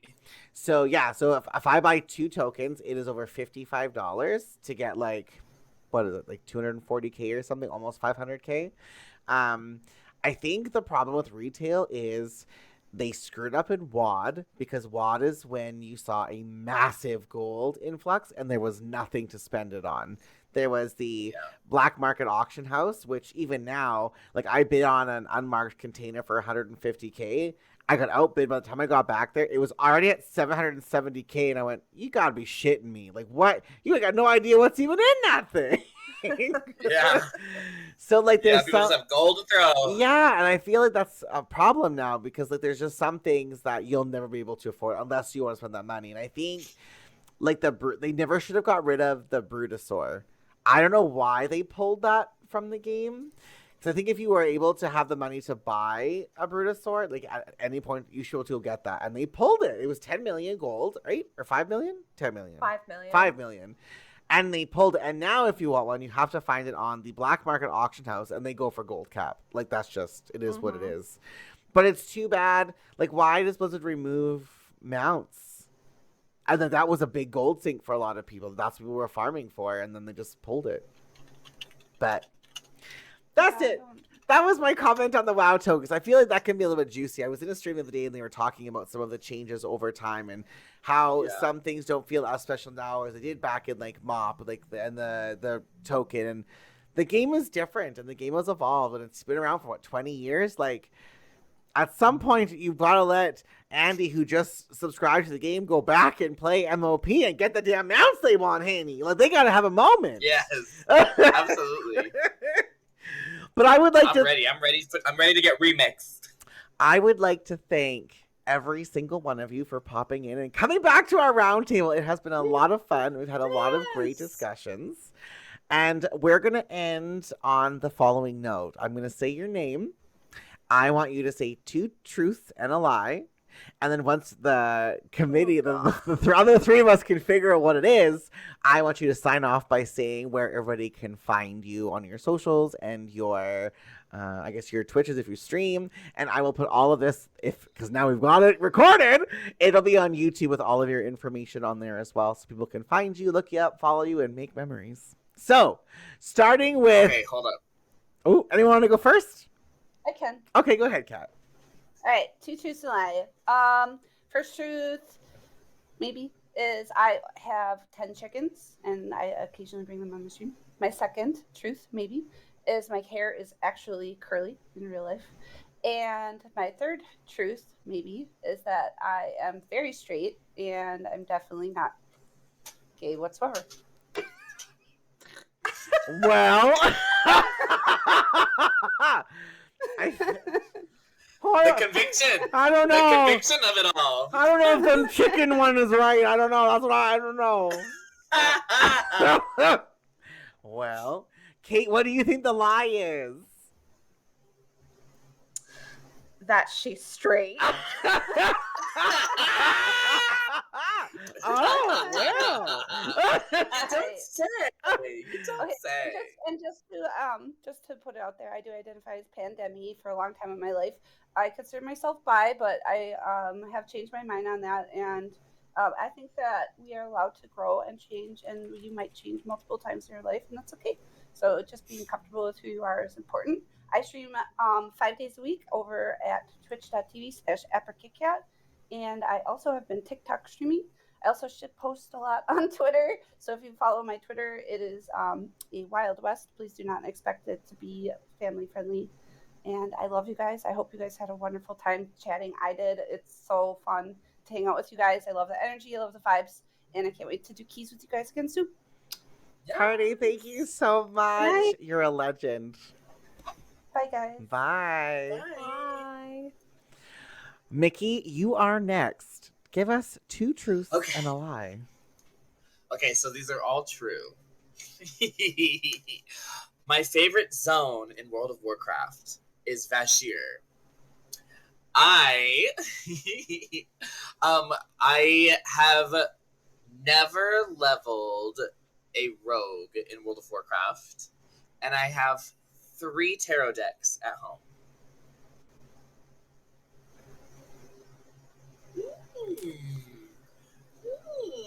I'm going to say the lie is Vashir.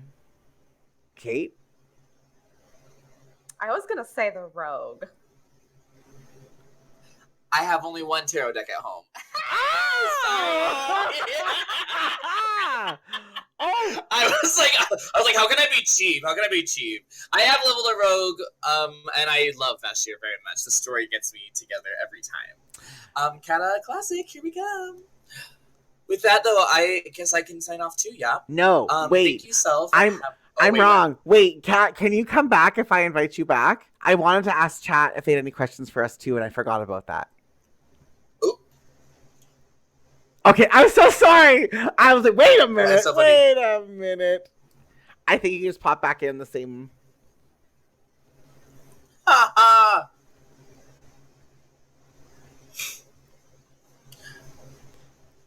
Speaking of Rogue, I was peeking at. No, I'm not gonna say too many spoilers, but and not at all really. I just was peeking at the tier sets for next raid, and I might have to make a Rogue, y'all. The Rogue set looks really good. The priest one looks really good too. Did they release it? Let me look. I think they released all of them now. While you look for that, Kate, what about you? 2 truths and a lie. Oh, okay. First one, I've water skied almost my whole life. Second one, I loved the BFA expansion. And third one, I've been with both a man and a woman at the same time. I'm gonna say BFA. The BFA one.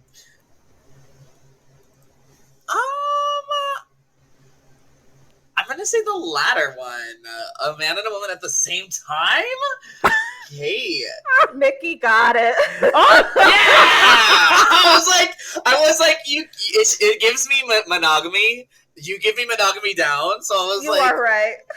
I was like, I don't think my girl is filthy nasty like that. But if she is, I'm about to find out. Like, I was excited to know. Like, she said, I got the fork and the spoon, bitch. Like, I want to eat it all.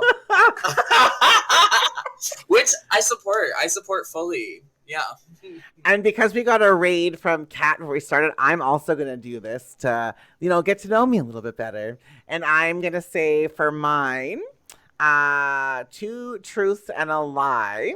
When I was 16, instead of getting a vehicle for my birthday, I chose to get 2 donkeys.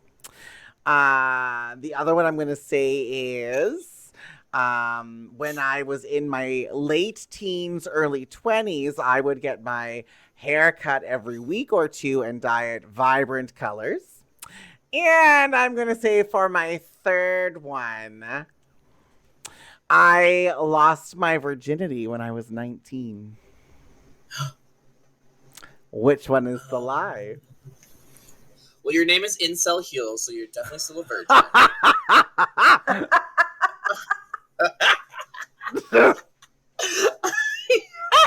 Well.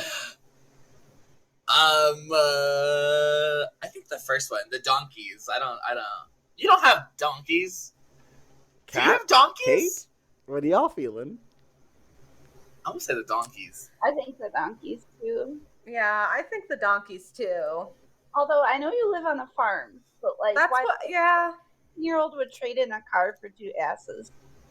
Yeah. So, fun fact, when I was in my teens, probably from the ages of 12 to 18, I grew up in a small town and I had 0 friends.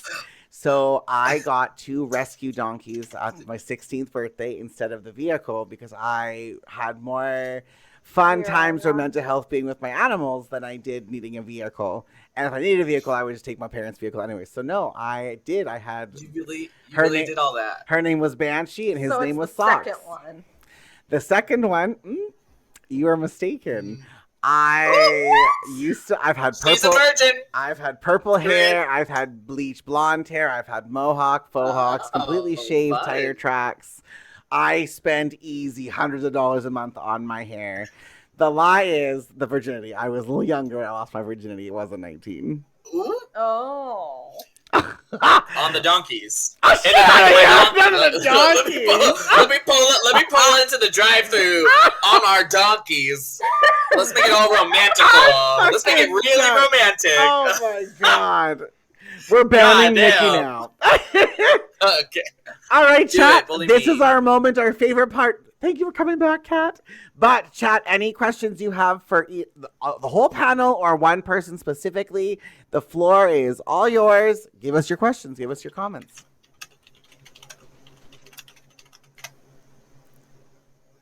Hello. Oh, we got an LOL. Hello. Not the got proof. I'm screaming.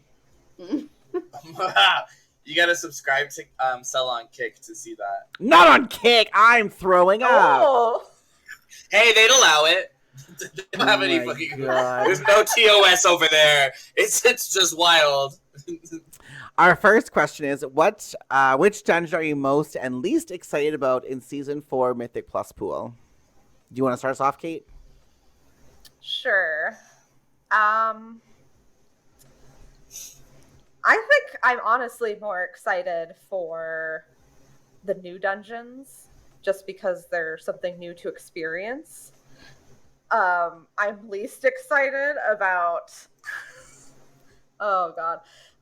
So I do not want to go back to Mists of Oh, Tyranus no, Season 4. at You're thinking of War Within. Season 4. Oh, Season 4. I'm sorry. No, that's My okay. brain went That's okay. because that stuff just came out today. That's true. Sorry. Season 4. I want to go back to Brackenhide. I really like that place. Just the aesthetic and the lore. I find it really interesting, and I wish they would have expanded on that more in Shadowland God, in fucking Dragonflight. I'm losing it. Where are we? And what's your least? Offensive. I do not want to go back there. Don't make me go back there. Fair.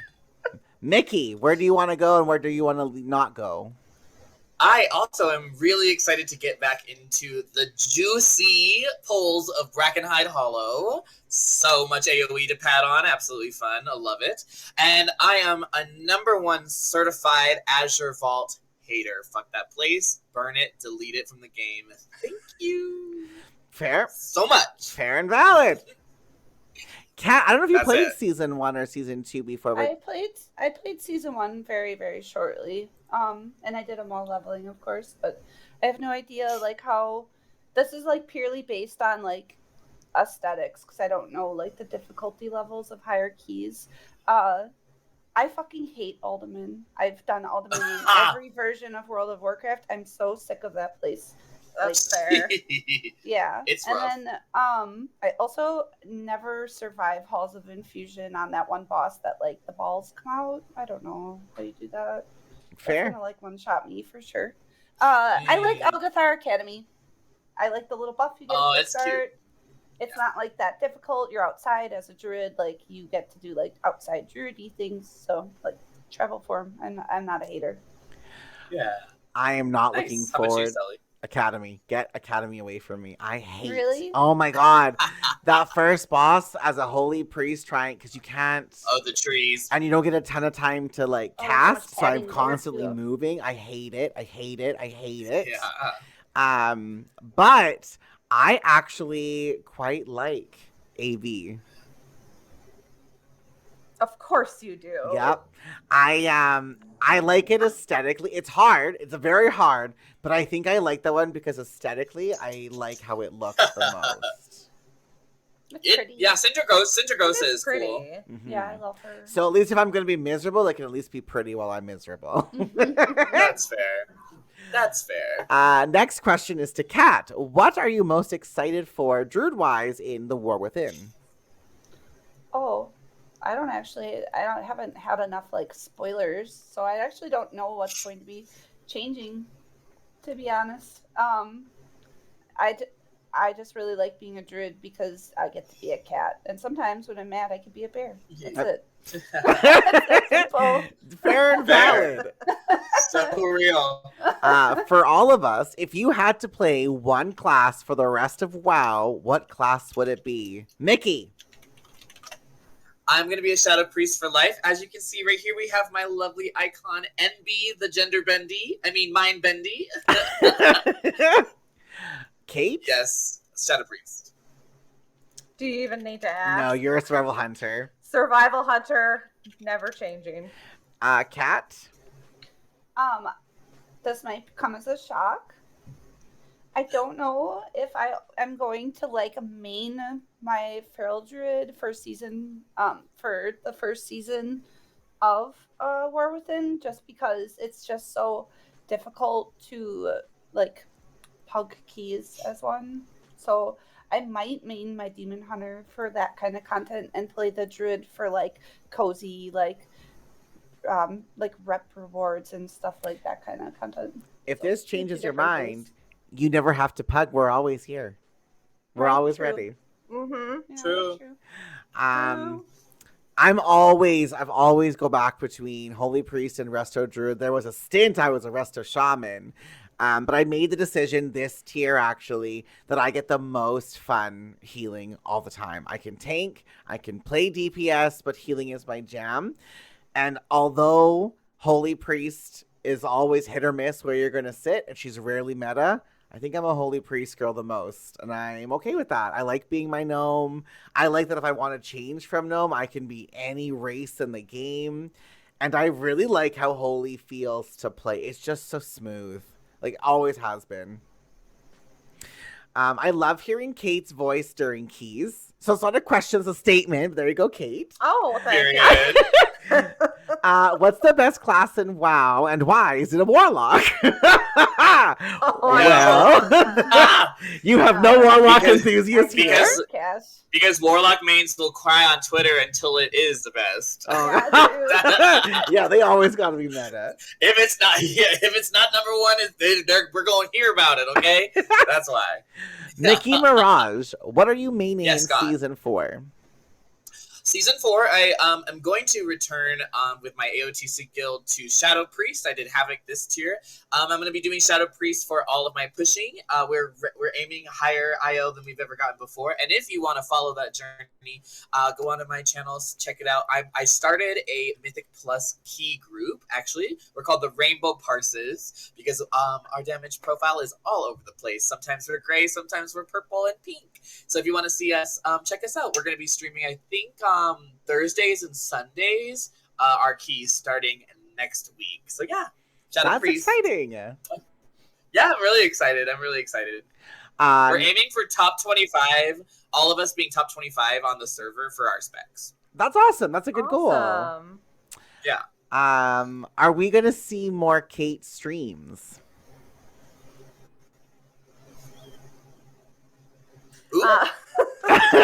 I don't know yet. Fair. TBD. That fair.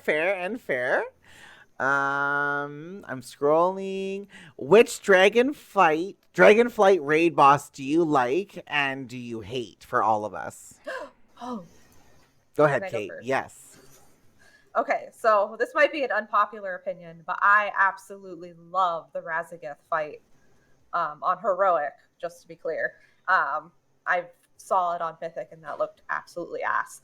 But I really enjoy the mechanics on Razageth. I think it's very interesting. I loved her as an antagonist, so it made it very exciting for me. So I'd say that she's probably my favorite raid boss this expansion, and my least favorite is Sarkareth. Fuck that stupid dragon. Fair. That's fair. Fair. Nikki. I think, okay, so I have a hot take. It's not the pick that anybody would pick, but I had so much fun channeling Mindflay and slipping and sliding around on Senarth, the ice spider, in the first raid. I don't know, something about running and then stopping and then just sliding and casting as I move across the map. I loved that fight. I thought it was so fun and entertaining. I know everyone hates it, but I loved that. And then my least favorite is probably I have a tie. It's gonna be Smolderon from Amir Jasil. I just hate that fight. Or Broodkeeper from Vault. Do you remember when you had to channel the eggs? And then when it was on farm, you couldn't do it fast. You had to do it slow. Oh, I hate that fight. So probably Broodkeeper is probably the worst to me. But yeah, I didn't like Smolderon either. Fair. Kat, I'm not sure if you did all the raids or not. I didn't actually. I literally just got AOTC last night, and I didn't clear a single other raid on normal or higher, just LFR. If I were to say a name, I couldn't. That worm boss that slaps you with its tail wasn't too scary. Okay, he's fun. I screamed the whole night last night, and poor Emmy's here's 7,000 mechanics. You're not gonna fuck up though, I promise. And I was like, I'm gonna die. But He's pretty. yeah. He's pretty intuitive. Yeah, that fight didn't feel like scary at all. So yeah, it's like I want to be more active. I only literally came back to retail 3 weeks ago, so Fair. yeah, I skipped the entire expansion. Literally the entire thing. So My Well, you have favorite. plenty of time to try it out That's in the true. Fated season. Oh, Ding. yikes. Mhm. My favorite fight is the Scenaris one where you have to give you the green plant and clear the ground. It's in this raid right now. We don't do it very often anymore. Like you have to Oh, the council? Laradar. Laradar, Yeah. Or yes. Morthadar. Oh, Yeah. yeah. That's my Laradar. favorite fight. As a healer, anyways, that's my favorite fight. My least favorite fight. The one it was in the second raid with the walls and you have to push the ball through them. Huh? The Wait, Say that what? again? Wait, so yeah. One more time. The second. there's like the the walls second raid. spawn and you have to get like knocked through the wall and you get knocked through the wall and debuff goes on Oh, the raid. Neltharion. Oh, Echo of Echo. Neltharion. Yeah, I Neltharion. hated that fight. Yeah, that fight was hard. Actually, you're right. That one was tough. I hated that fight. And it's I really got hard. picked on every time. I had a hard time to raid lead that because you can't. Like, that's a fight It's tough. where like there has to be some player accountability, and some Mhm. people just couldn't get the mechanics, and it was really frustrating because I didn't know how to like help Yeah, them. it's a lot. It's a lot. Um, But that class trinket though, bitch, is nice. if you I could never make got an, it. if you could make any hybrid class, what hybrid would it be?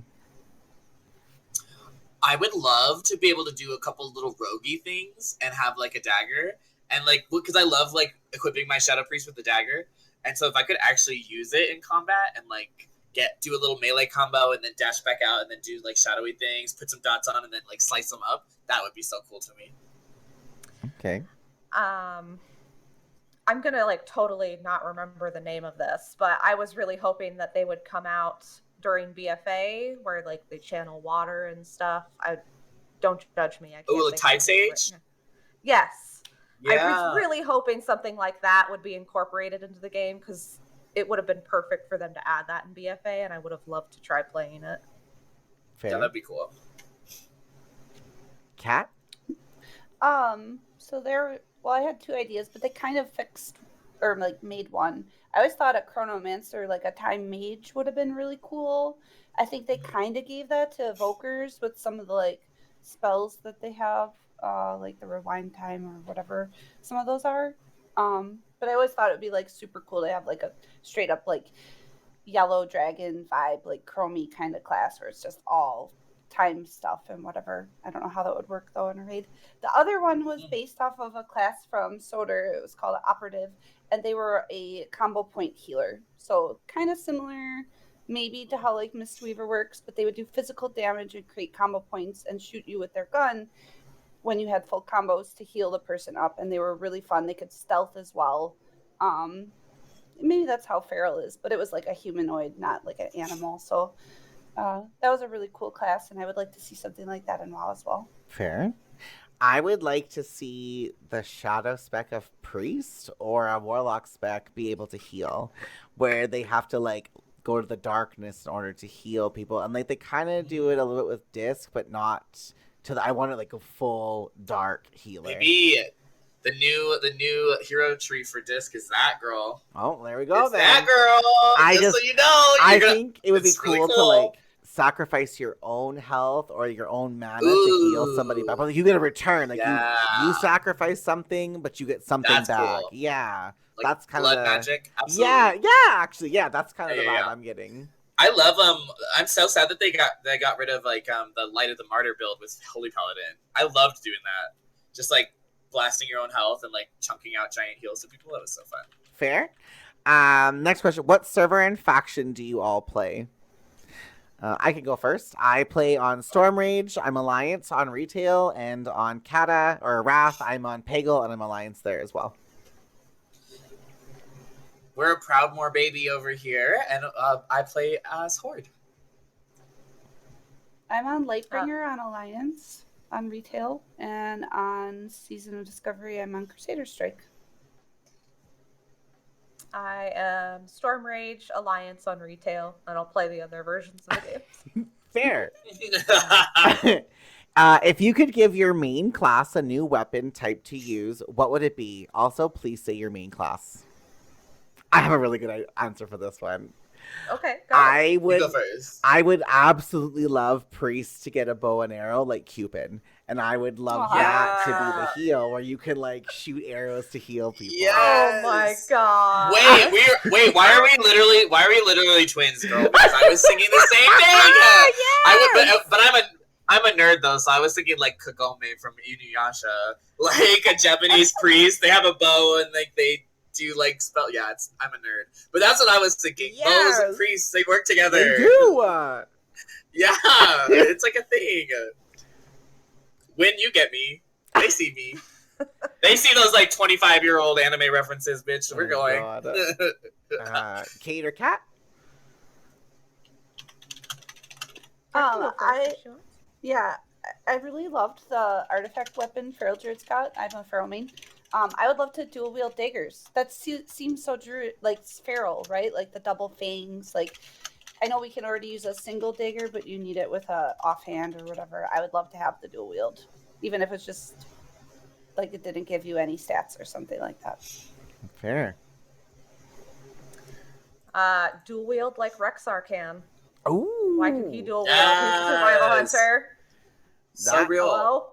Yeah, why? I was just looking at survival hunters, and I'm like, you only can use two-handed weapons. And That's so weird. Nope. Yep. Pole arms and and two-handed swords and staves. Yep. And no, you can't even just like a dual wield. one hand. That's so Nope. weird.